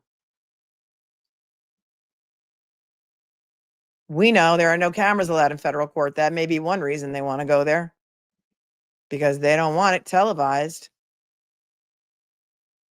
But federal court is no joke. Federal court is no joke. They are strict. And your deadlines are your deadlines. There are no extensions, and you better get your shit done when your shit's due. There's no McCarthy G shenanigans happening in federal court. You don't just not respond to motions when you're supposed to, which, by the way, has there been proof of life on him? Has he filed the response to the mega motion that's coming up to be argued in Turtle Boy's case on December 5th? I don't think so. Somebody would have sent it to me by now. But again, there's no cameras in federal court. Here's the other thing. Judge Gilday, I mean, whether you believe me or not, on the Zoom, it said this is not to be rebroadcast, recorded, or streamed by anybody other than media who has special permission to do so. It is my opinion that this judge would have the discretion to pull cameras out of a civil courtroom, even in state court. Okay? Because we saw it happen in Barrymore viewing in Colorado. There was a couple of YouTubers that live streamed a conference that the court clearly said this is not to be live streamed, and they did it. And that judge in Colorado took those cameras right out of Barry Morphy's courtroom, and they are not going to be in there. They're not going to be in there. So regardless of whether it's federal court or state court, the judge has the discretion to pull the cameras out of the courtroom. Right? Right. Next, defendant Reed's proposed cross claims include several counts arising out of federal law, including count 4 for conspiracy to deprive Ms. Reed of her Fourth Amendment rights against the McCabes, the Alberts, and Mr. Higgins. Absurd as it is on the merits, if defendant Reed files this pleading in a separate action, the defendants would have the statutory right to remove defendant Reed's complaint to federal court under 28 U.S.C. 1441C. Well, she did file a separate action. And do you think that the House defendant's attorney is going to remove that to federal court? We will see.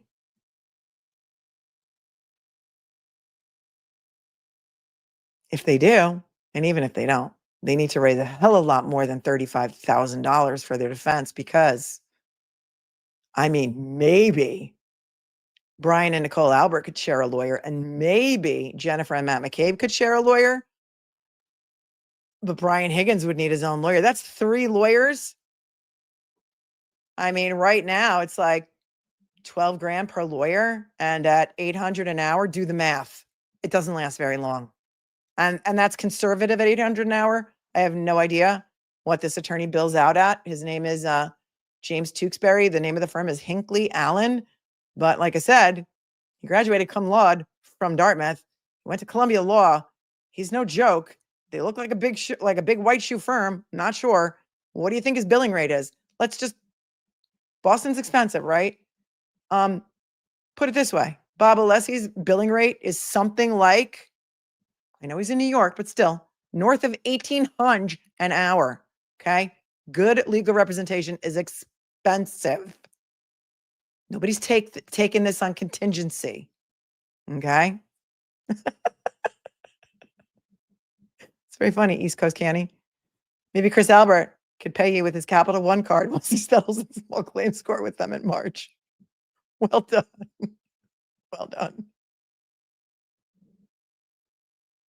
Kraft Haskell says, Melly, I'm not sure any of them could share a lawyer. They're all right. I don't think that Matt McCabe should share a lawyer with Jennifer McCabe. Hell to the gnaw on that, because they have very different interests, because Jennifer McCabe might have much more liability than Matt McCabe.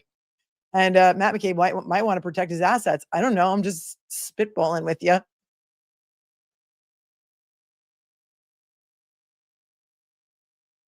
Back to the papers. However, by adding these claims as proposed cross claims in the plaintiff's wrongful death action against the proposed counterclaim defendants, Defendant Reed will likely foreclose the Commonwealth witnesses' right to seek removal to federal court. In particular, the Supreme Court has held that removal under 28 U.S.C. 1441A is not permitted for counterclaim defendants. So they're saying, we really, really, really want to be in federal court. So we really, really, really want her to do it the right way. It seems. I can't imagine that they would do that, but okay, go on with your bad selves if that's what you want. And then here's some cases. Home Depot USA, counterclaim defendant cannot seek removal to federal court. Since then, Supreme courts have expanded the Supreme Court's reasoning to include 28 U.S.C. 1441C, which covers removal for federal question jurisdiction. Given defendant Reed's tenuous basis to seek leave to join claims relating to her criminal prosecution to this wrongful death action, the court should avoid inflicting undue and unfair prejudice upon the proposed new cross-claim defendants. By denying the motion and forcing defendant Reed to file this pleading as a new action, the court will ensure that the proposed counterclaim defendants' jurisdictional rights are not inappropriately foreclosed. Well, this is kind of moot now, because it is moot because that's exactly what she did. She filed a new lawsuit per your request, counselor, per your request, brother counsel. And when I say brother counsel, I don't mean Martin from Michigan. I mean Mr. Tewksbury, because the other day in the conference, one of the attorneys did refer to one of the other adversaries as brother counsel. And it wasn't Martin. Hold on, I need my chapstick. Hold on a second. Chapstick emergency.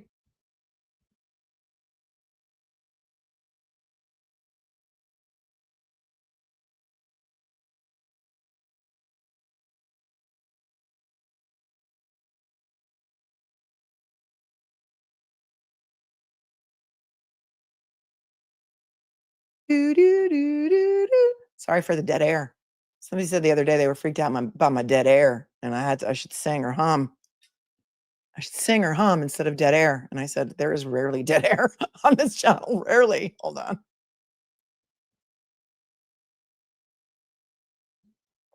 Next. C.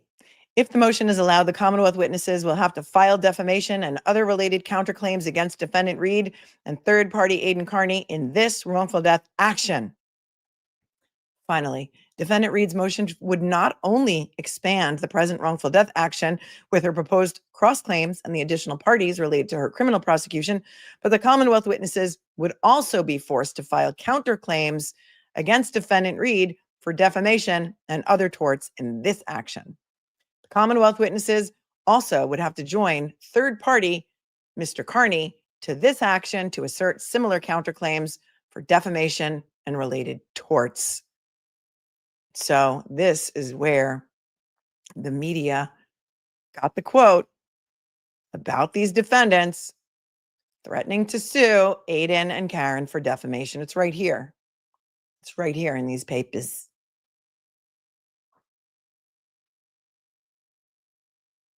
As explained above, Defendant Reed and Mr. Carney, both in concert and separately, have defamed and substantially injured the Commonwealth witnesses through myriad false statements about them, for which the Commonwealth witnesses have planned to seek justice in a separate action. Well, there it is. I mean, would anybody like to see Karen Reed and Aiden Carney in concert? Now there's a concert. Oh, we joke. We think in song lyrics here. That's why. Go to a lot of concerts, you know, Dave Matthews, Grateful Dead and all. While the Commonwealth witnesses contend their defamation claims and other torts against Defendant Reed and Mr. Carney should proceed in a separate lawsuit, if Defendant Reed is permitted to bring her proposed claim in this action, the Commonwealth witnesses may be compelled similarly to bring their defamation claims in this lawsuit as well. Don't threaten me. These additional claims and parties related to unlawful conduct by Defendant Reed and Mr. Carney after the death of Officer O'Keefe would further complicate this wrongful death action by increasing the number of parties, claims, factual disputes, and legal questions. As a result, Defendant Reed's motion would not create any judicial efficiencies at this stage by having these disparate legal claims based on different facts and time periods against different parties in a single lawsuit. Roman 3, Rule 42 consolidation may be appropriate between the separate lawsuits at a later time. Defendant Reed provides no genuine justification for adding the proposed cross-claims and the 10 new cross-claim defendants to the pending wrongful death action. As stated earlier, Defendant Reed's proposal will substantially expand the scope of the pending lawsuit, including dramatically increasing the number of claims, parties, issues of factual dispute, and legal questions for resolution. Well, I mean, this is nothing if not dramatic, right? Don't threaten me with a good time, says Jedi Jen. It also risks unduly prejudicing the Commonwealth witnesses by truncating discovery on their claims and artificially foreclosing jurisdictional issues. Well, if you want your timeline truncated, go on into federal court and see what happens. However, it is possible that if Defendant Reed pursues her proposed cross-claims in a separate action, as she should be required to do, and as we know, she's already done, the parties in the court may determine, after motion practice is complete, that there may be some efficiencies from consolidating discovery or the claims for trial under Rule 42. Until motion practice is complete, the parties will not know the potential for judicial economy from consolidation. That time, the parties and the court will be able to assess the remaining claims and parties, including the defamation claims against Defendant Reed and Mr. Carney, and be better situated to determine whether consolidation is warranted. Well, let's use our context clues here to tell you exactly what Counselor Tuxbury is going to do. He's going to move to dismiss the claims, but they're all going to have to find separate lawyers. So I don't know what the hell's going on here. It's a Michigas. It's a Shonda. It's a Michigas. Mr. Tuxbury, Counselor, I don't think you can represent all of these 5 people. They have very different interests, even though 4 of them may be kind of related. Very different interests. Conclusion. For the foregoing reasons, the Commonwealth witnesses respectfully request that the court deny Defendant Reed's motion pursuant to Rule 21 to file the proposed cross-claims in the pending wrongful death action. XOXO. Brian Albert, Nicole Albert, Jennifer McCabe, Matthew McCabe, and Brian Brian Higgins. Dated November 12th, 2025 by their attorney, James Tuxbury, Hinckley Allen, and also William Fish Jr., Hinckley Allen. So James Tuxbury is with their Boston office, and William Fish is with their, apparently they also have a Hartford office. It says pro hoc vice to be filed if necessary. Well, that's the way we do things in Massachusetts, Counselor Fish. It's the way we do things in Massachusetts. We don't let people come in and just file things willy-nilly just because the guy who works for another branch of your firm is admitted in Massachusetts. If you're not admitted in Massachusetts, you're going to have to file a pro hoc vice, sir. It's just the way we do it in Massachusetts. Prove me wrong.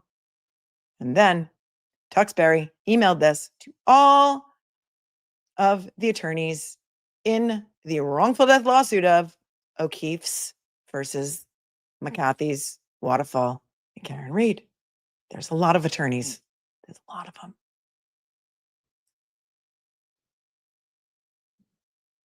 Thoughts, questions, comments, concerns. I think it's a conflict. Let's take a look. First, let's go to the chat and look at some questions. And then we'll take a look at Mr. Tuxbury and his background. And then we'll take a look at the civil tracking order, because they've entered into, or the judge has filed a civil tracking order in what we will now call Karen Reed versus Michael Proctor et al., because that is the new lawsuit Karen Reed filed in Bristol County. We went over that the other day. Go watch it if you haven't. There's a link to that in the show notes below, which are very extensive. All right. Thanks, Candy, for your Venmo. She says, thank you for being you. So much respect. Oh, you guys, I appreciate each and every one of you for tuning in, for smashing the like button, because I know if you haven't done it, you're gonna do it. Just close out your chat if you're on your phone and do it that way. Even if you're hate watching, hit it. Even if you're at a watch party somewhere, for people that hate me, just hit it anyway. Engagement, right? I still get a view out of it.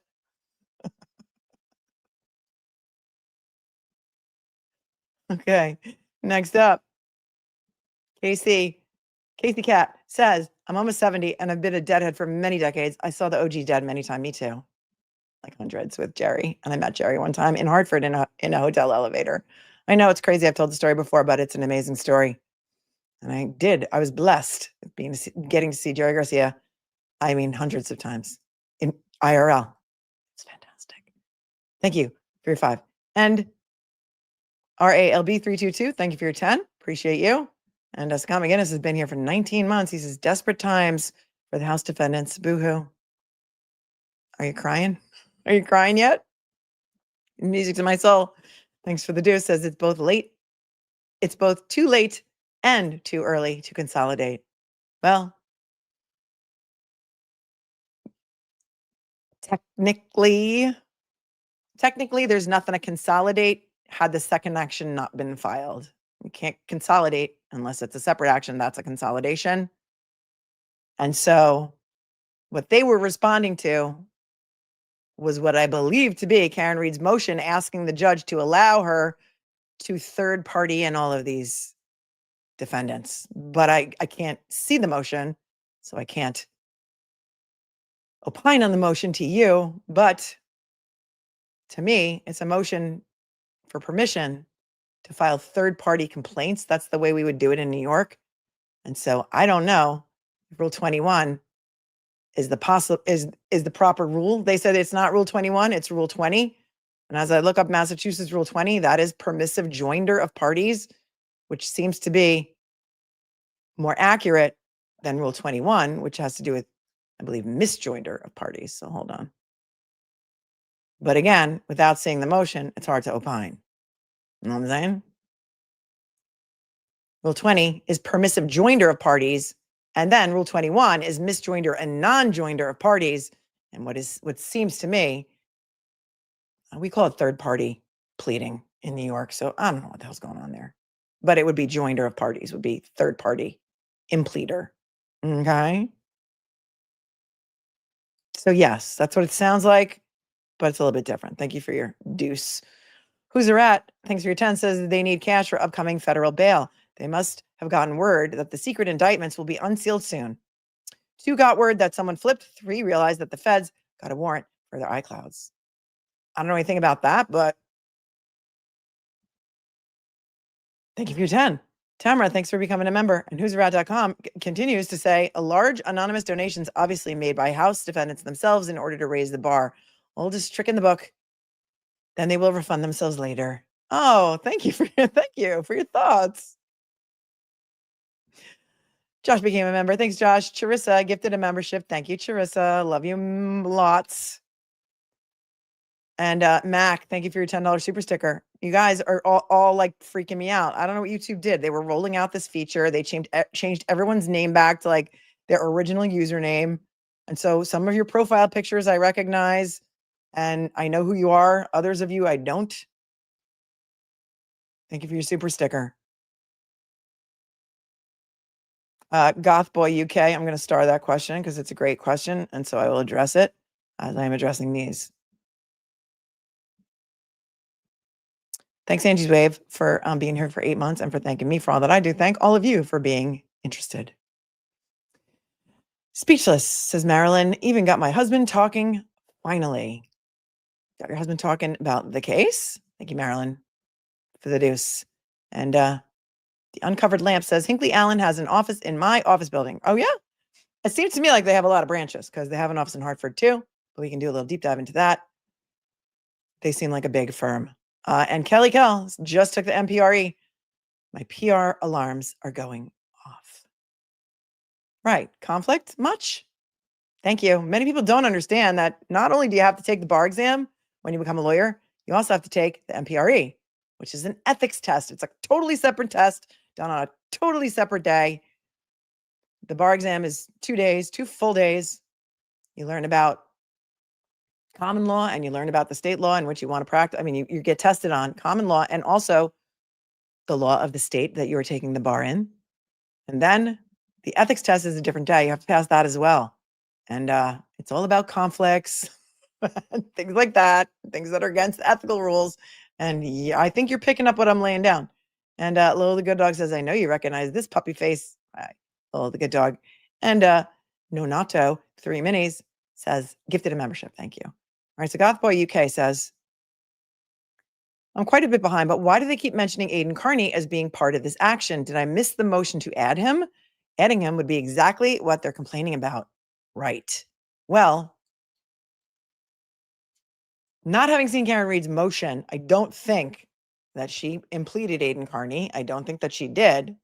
My context clues and their response told me that they want to implead him into whatever action Karen Reed may file, but she already did just file in Bristol County, and that they want to counterclaim against Karen and then bring Aiden Carney in as the third party and then counterclaim against him as well for defamation and for, what did they say? Turning the focus away from her and onto them for conspiracy to do that. So no, he hasn't been added, but they're saying, just like they told the media, that they want to do that and that they may sue Karen and Aiden for defamation, which would be, in the Bristol case, a counterclaim against Karen, third-party complaint against Aiden Carney, and do it that way. But yes, I could see how you would be confused. I, too, was confused when I first started reading this as well. And thank you, Nonato, for thanking me for all that I do. And thank all of you for being so interested. Okay, so here is, let's look at James Tuxbury. Hang on.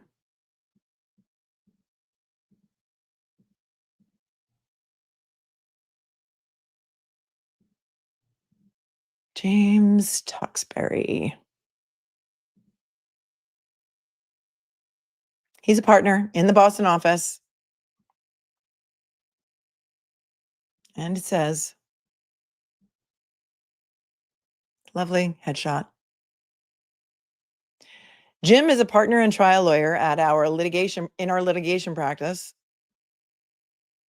focusing primarily on complex commercial business disputes and securities litigation, as well as product liability, white-collar defense, and government investigations. Well, ding, ding, ding, ding, ding.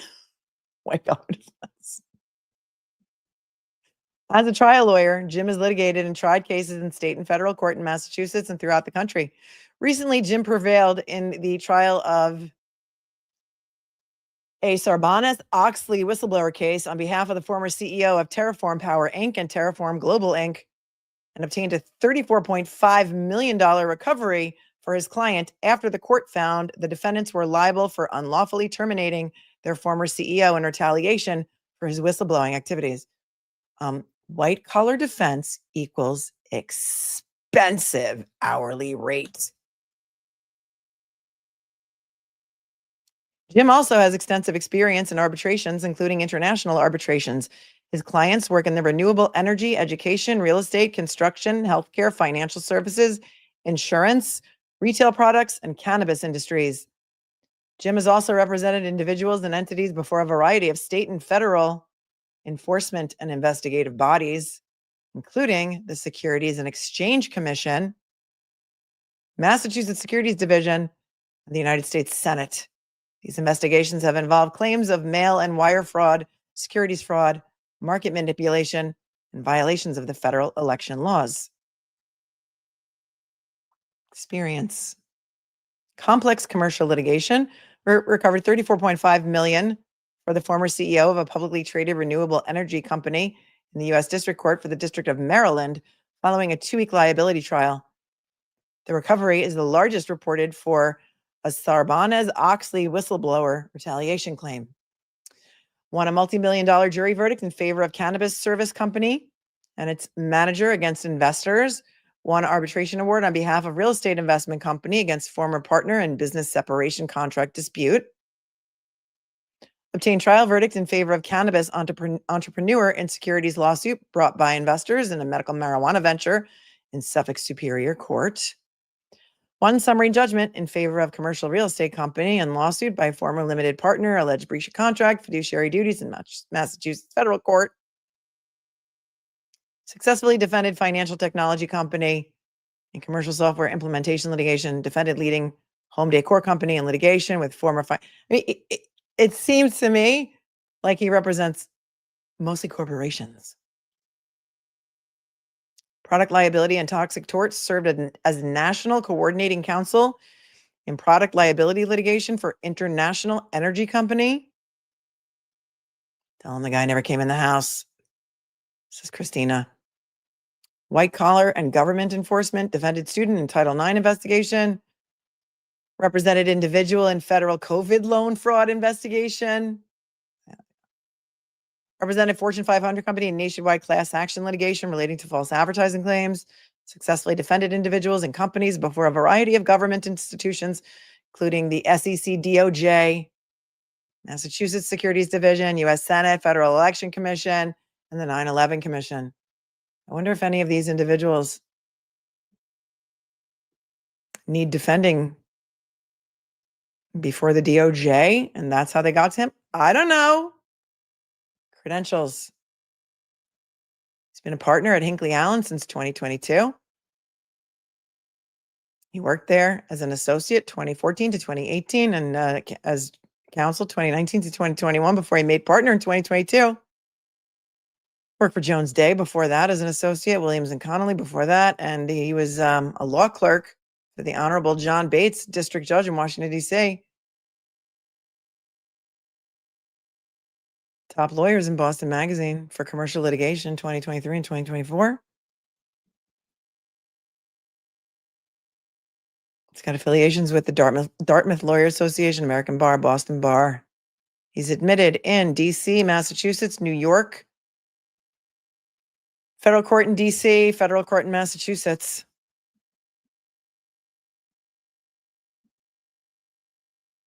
Oh, well, he was a guest on ALM's Legal Speak podcast with host Patrick Smith. I know all of you will go look for that now to discuss the landmark whistleblower case. And that was, I don't know when.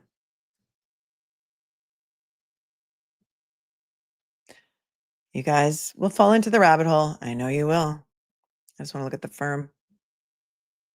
See how many lawyers they have, how many offices they have, et cetera. So just give me a second.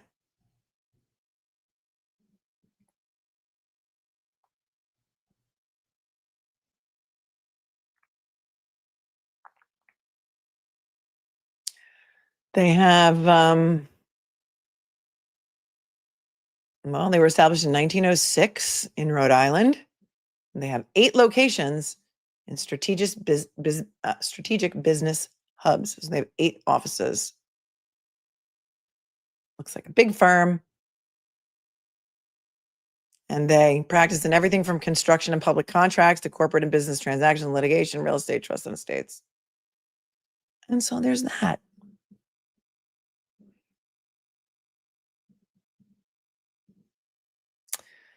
East Coast Canny says, I have had 6 motor vehicle accidents, and my own insurance company that were supposed to be protecting me had PIs hired for 8 years. For every camera they had on me, I had 2 on them. Settlement ASAP. You're in Canada, so I'm not sure if that was in Canada, but they do surveil plaintiffs in personal injury cases. They do. And then they try and get, like, if let's say you give a deposition and you're saying, because of my accident, I can no longer take out the garbage. I can no longer drive. I can no longer ski. They will have a PI follow you and get video of you taking out the garbage to prove you a liar in court. And that is what happens. And that social media also sinks a lot of plaintiffs' cases as well, because they post pictures of themselves skiing at the top of a mountain, and then they get the pose and they say, I can't ski anymore. And then they whip out their Facebook page and it's like, oh, really? Oh, really? Isn't that you? Isn't that you? In Vail? Last month? Jerry says, listen, Jen, you're a horrible person. Oh, thank you. I'm not going to read that out because she's probably listening, but Karen, the rest of your life will be this story. Karen's will as well, but on the right side, better row your boat. Better row your boat. Oh, I like that, Jerry. Well done. Thanks for tuning in from Canada and for your super chat. Better row your boat. BEDEROW. Well done. Well done to you. All right, let's take a look at the new civil tracking order in the Karen Reed versus Proctor case. Here we go.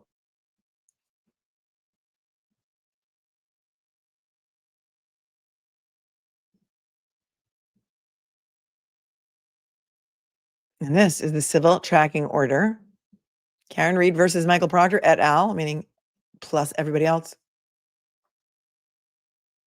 Bristol County Superior Court. This is the file copy, and here's the tracking order. It says that it's it's an average case. Nothing average about this case. It says here, you are hereby notified that this case is on the track referenced above as per Superior Court Standing Order 1-88. The order requires that the various stages of litigation described below must be completed not later than the deadlines indicated. Stages of litigation.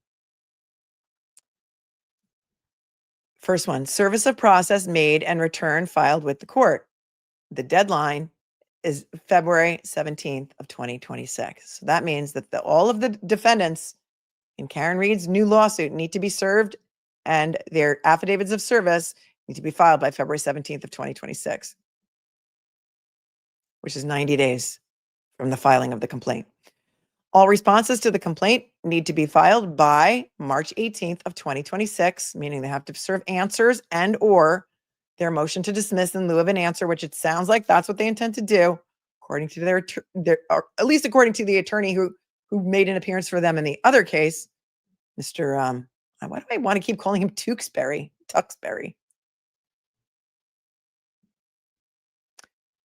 All motions under Rule 12, 19, and 20 need to be served by March 18th, 2026, filed by April 17th of 2026, and heard by May 18th of 2026. And these are just guidelines.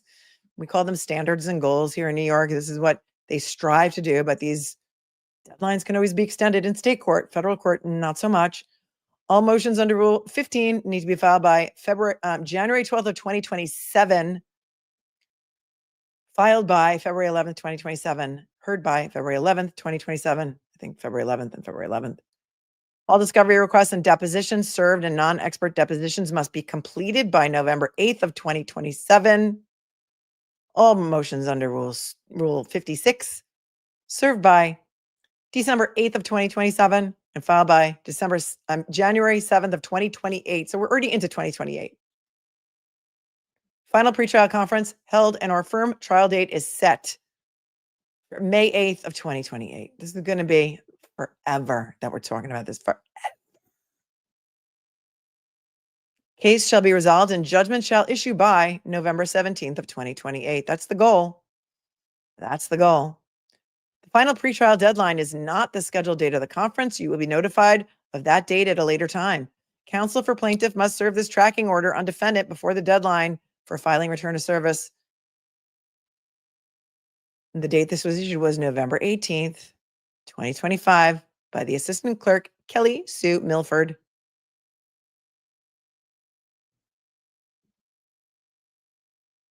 And just back to, for one moment, the civil action cover sheet that was filed with the complaint in the new Karen Reed action. This is what we looked at when we read the complaint.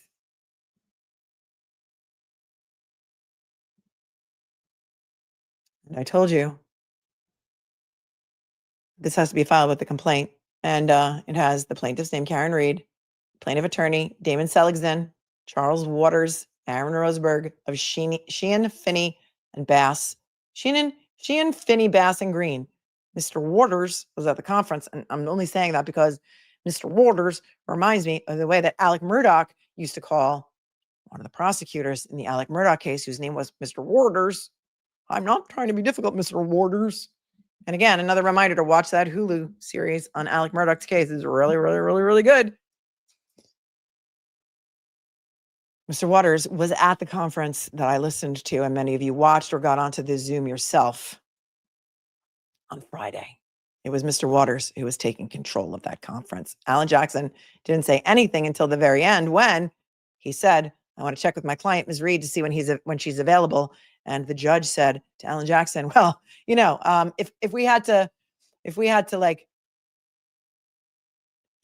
take into consideration every attorney's schedule and every defendant's schedule, the justice would come to a grinding halt or something such as like that. And then Alan Jackson mistakenly said that Karen Reed is the only defendant. Before that, the judge said she doesn't have a constitutional right. This is not like, he didn't say it, but he meant this is not a criminal case. She doesn't have a constitutional right to be there. And Alan Jackson said, well, she would like to be there and she's the only defendant. And the judge said, no, she's not the only defendant. And she's not. It's Karen Reed is a defendant, but so are the Waterfall and the CF McCarthy's, as we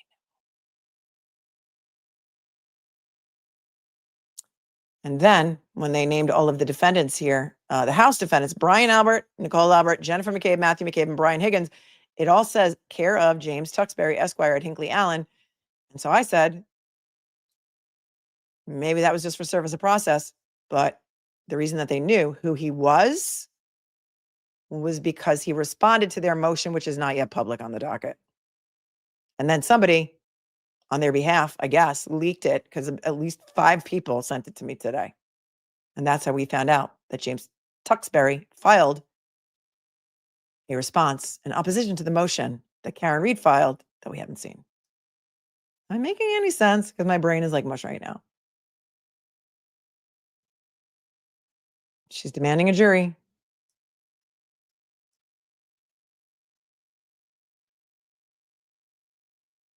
And then there's and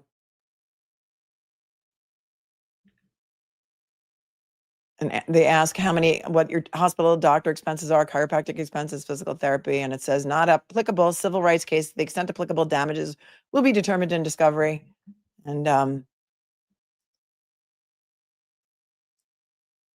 that is what they're claiming, and they're saying it's a civil rights case, and that is the cover sheet that must be filed in Massachusetts when you file a lawsuit. And that's how we knew about Mr. Attorney Tuxbury. We still don't know who's representing Michael Proctor, Yuri BUKHEKIK, and Brian TULLY. What say you? What's on your mind, cupcakes? Thanks, Lizzie, for becoming a member. And Sharon says, Tewksbury is a town in Massachusetts. I know. I've passed the sign many times, and that's probably why I was getting confused. Look at you being here for 25 months.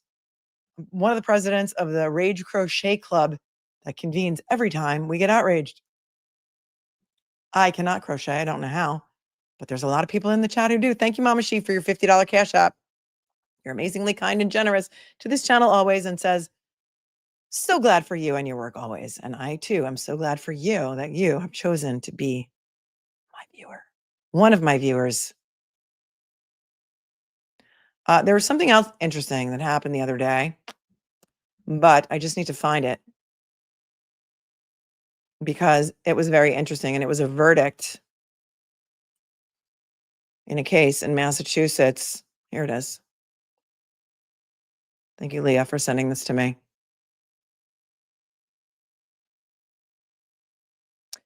There was a lawsuit, a discrimination lawsuit against the Massachusetts State Police.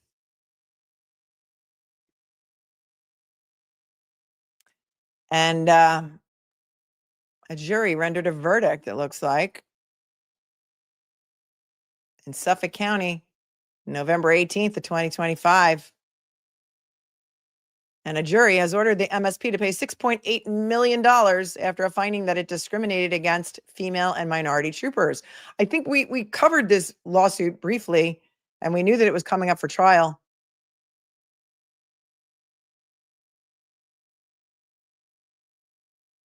And so that's what the jury did over there in Suffolk County.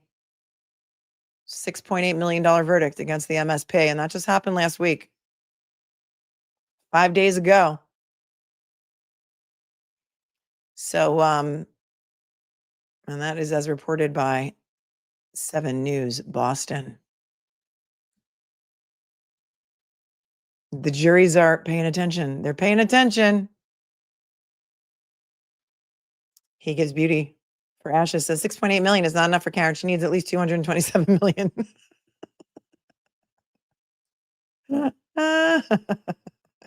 Yep. Yep. Well, you never know. I don't think they can write a check big enough. That's my opinion. I'll tell you. Nate Taylor says, Kelsey and the baby have been on my mind. I sent you an email for our fellow cupcakes. Just a thought. Thank you. Thank you. I'll take a look at that when I'm off the stream. Thoughts, questions, comments, concerns.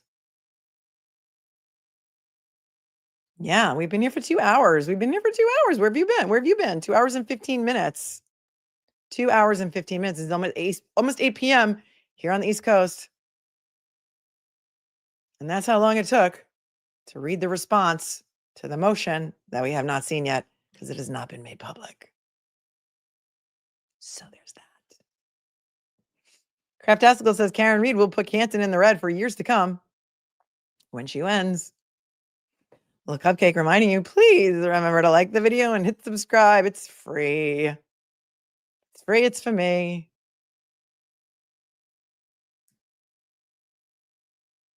Yeah, nothing like closing out your Sunday over here with me and all the rest of the cupcakes. Sarah says the House defendant's website doesn't show any pro McCabe and Albert imagery. Well, they do have or is it just on the GoFundMe where they had the collage of all the people, some of whom are not included?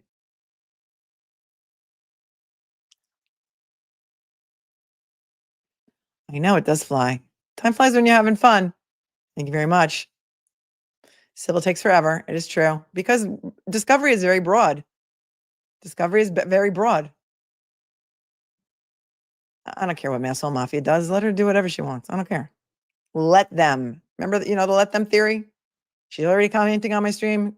Great. Clip it, snip it, do whatever you want with it. I don't care. It's my opinion and I'm sticking to it. So there's that.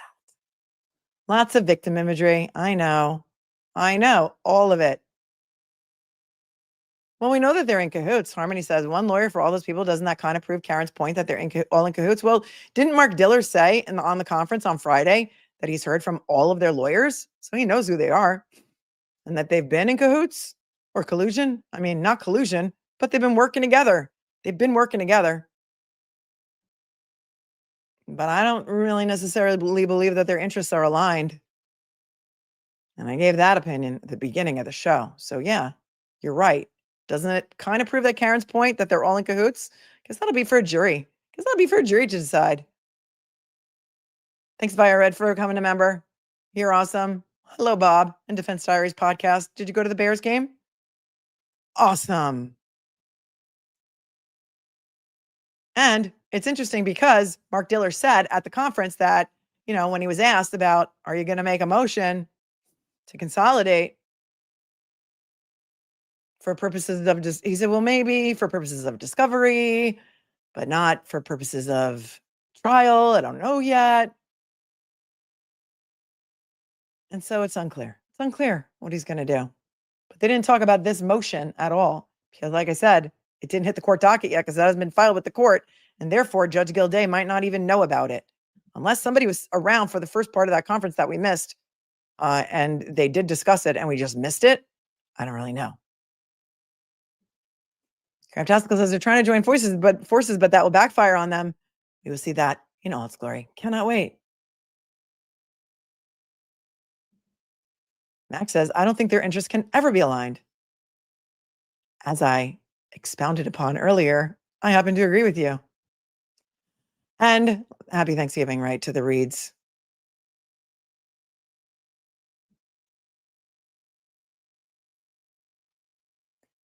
Anyone else? Thoughts, questions, comments, concerns? Try and keep this to 2 hours and 30 minutes. What's the lawyer going to do when the sidebars come out? Says Denise Knoll. What are they going to do when Proctor's phone extraction is released to the general public? And they're going to want a copy of it too, right? Because it's going to affect this case in ways that we don't even know yet, because everything in Proctor's phone, they extracted that phone in August of 2025 pursuant to the order of Judge Krupp. And isn't it so interesting that all of a sudden Judge Krupp is off that case? So interesting, right? Judge Krupp is off of Aiden's case. He's off of Aiden's case, and he's the one who ordered the total phone extraction of Michael Proctor's phone. And it goes back all the way to what, 2013? And it's got everything, not just text messages, emails, voicemails, voice memos, photos, and videos, hundreds of thousands of items, thousands of which involve sensitive information, including intimate photographs of body parts of people who are not parties to the group text messages. Right? Was Krupp getting heat for having ordered that phone extraction? The only reason that he ordered that phone extraction is because Michael Proctor's attorneys asked for clarification of the prior order by Judge Doolin, which was very narrow in scope with regard to Miles King. And Judge Doolin said you can only have Proctor's phone extraction between the date of the crime and the date of his indictment. And then Krupp got a hold of it and he opened it up and said, no date. And Proctor's attorneys said, well, we'll give you the phone, but you're not going to get anything because Proctor got a new phone in February 2024. And after that, he set everything to auto delete every 30 days. So, maybe you're going to get maybe 30 days worth of stuff. Well, that's not what happened. It's not what happened. Got 13 years worth of stuff. And it could be explosive. It definitely is. It's going to be in the Walsh trial. The Walsh trial, somebody asked before, is starting December 1st. We're going to cover that gavel to gavel. You're not going to want to miss it. Brian Walsh pled guilty to 2 of his counts, the moving or conveyance of Anna Walsh's remains and lying to the police, which happens to be the same statute as the witness intimidation statute. But he will still stand trial for first-degree murder. Never underestimate the cloud. That is right. And Janelle says, I hope they find Cosgrove soon. And Bizarre Bianch says, how long do these types of civil cases take? Seems like eons. It could take 10 years. They want it to be over by 2028, but I don't think that's going to happen. Even the judge O'Shea said these cases can take 10 years, right? Tom Gully Show says 13 years of nobody's ever going to see this Michael Proctor e-coms. That's right. That is right. I'm sure I will see you tomorrow. So you're going to have to make sure that you've got your notifications set. And we still have to go over the Commonwealth brief of Kelsey Fitzsimmons. And I'm sure, being Monday and all, something else will pop up, right? That's what I think. Robert B, thanks for your 20, says, just emailed you links to one of the Real Housewives of Rhode Island starring local news. That's awesome. I can't really show it though because they will strike me, but I will take a look at it later. I will take it. I did see it. I saw a promo for it somewhere. It might have been on YouTube. They might have released a trailer for it, but I think it came out at BravoCon, right? And I think that they had some of the new cast members maybe at BravoCon. Is that where I saw it? I'm not sure, but it looked interesting.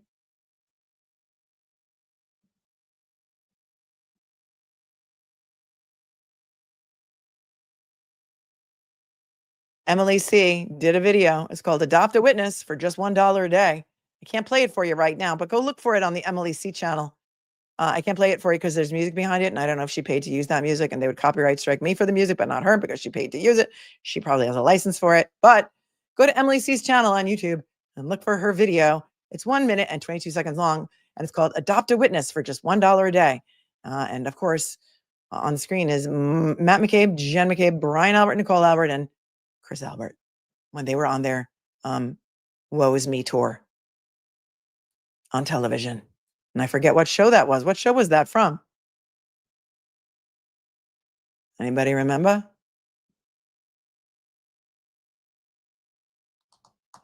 Yes, thanks, Teresa. I have this in my calendar. Gregory Groom is now going to be arraigned on Tuesday in Bristol Superior Court for the murder of Kaylee Monteiro. And last time the arraignment was supposed to happen, it didn't because I was logged into the Zoom and it never happened. So it's supposed to happen on Tuesday. If we can get a feed for that we can use, then we will cover that live as well. And this is Thanksgiving week, so it's going to be a short week, I think, right? For a lot of people, maybe you're off Thursday, Friday. Brooklyn James says their testimony under oath doesn't agree with their assertions in the court to the court. Outwardly drunk. Yes, I noticed that too. Because all of their witness statements said she did not appear drunk at all. She didn't appear drunk. And then they're going to call Proctor a liar. But then they're going to say the Proctor was telling the truth when he wrote down Karen Reed's statement about, XYZ. You can't have it both ways. You can't use it as a shield and a sword. It's going to backfire. In my opinion, as always. Ask 3 lawyers for 3 opinions. You will get 3 completely different opinions. That was from ABC Nightline, says Comer K. Thank you very much. All right. Thank you to the moderators for keeping it classy tonight. Probably wasn't easy because, there's lots of trolls out there that like to come by. They actually subscribe and then they wait a couple days because they know that I set like a waiting period to be able to chat here because of all the trolls, because there's such a big troll factor. And they're so patient. They wait. They lie and wait until they're able to chat. And that's what they do. I don't know what time tomorrow. I think probably around noon. Truckers Against Tie Clips is here. You got your name back, dude. I hope you're at a rest stop and you're not texting and driving your 18-wheeler. I thought about you when I was watching Landman over again. Oh, and I just watched the episode where, the guy is all mad that they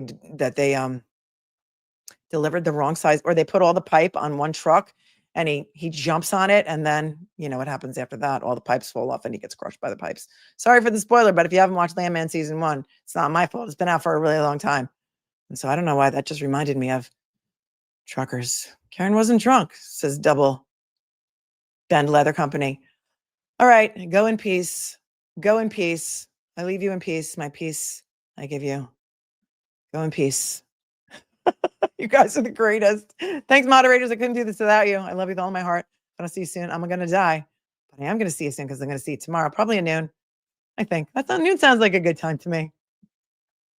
Stay cool, stay kind, stay classy. I know you can do it. I know you can. And if you can't, get out there and defend me because that's always an honorable thing to do as well. There are many of you who do that, and I do know. And I see, you tell me, and I notice that you're defending me, and I appreciate that. So stay cool, stay kind, stay classy, do all the things that YouTube likes, and I'll see you tomorrow. So keep checking back because you'll see me that. You'll see somebody said I checked 227 times today to see if you were going to go live, and here I am. I had to go to the movies. I had to see Nuremberg. It was great. Go see it. Peace out, everyone. I love you all. See you tomorrow.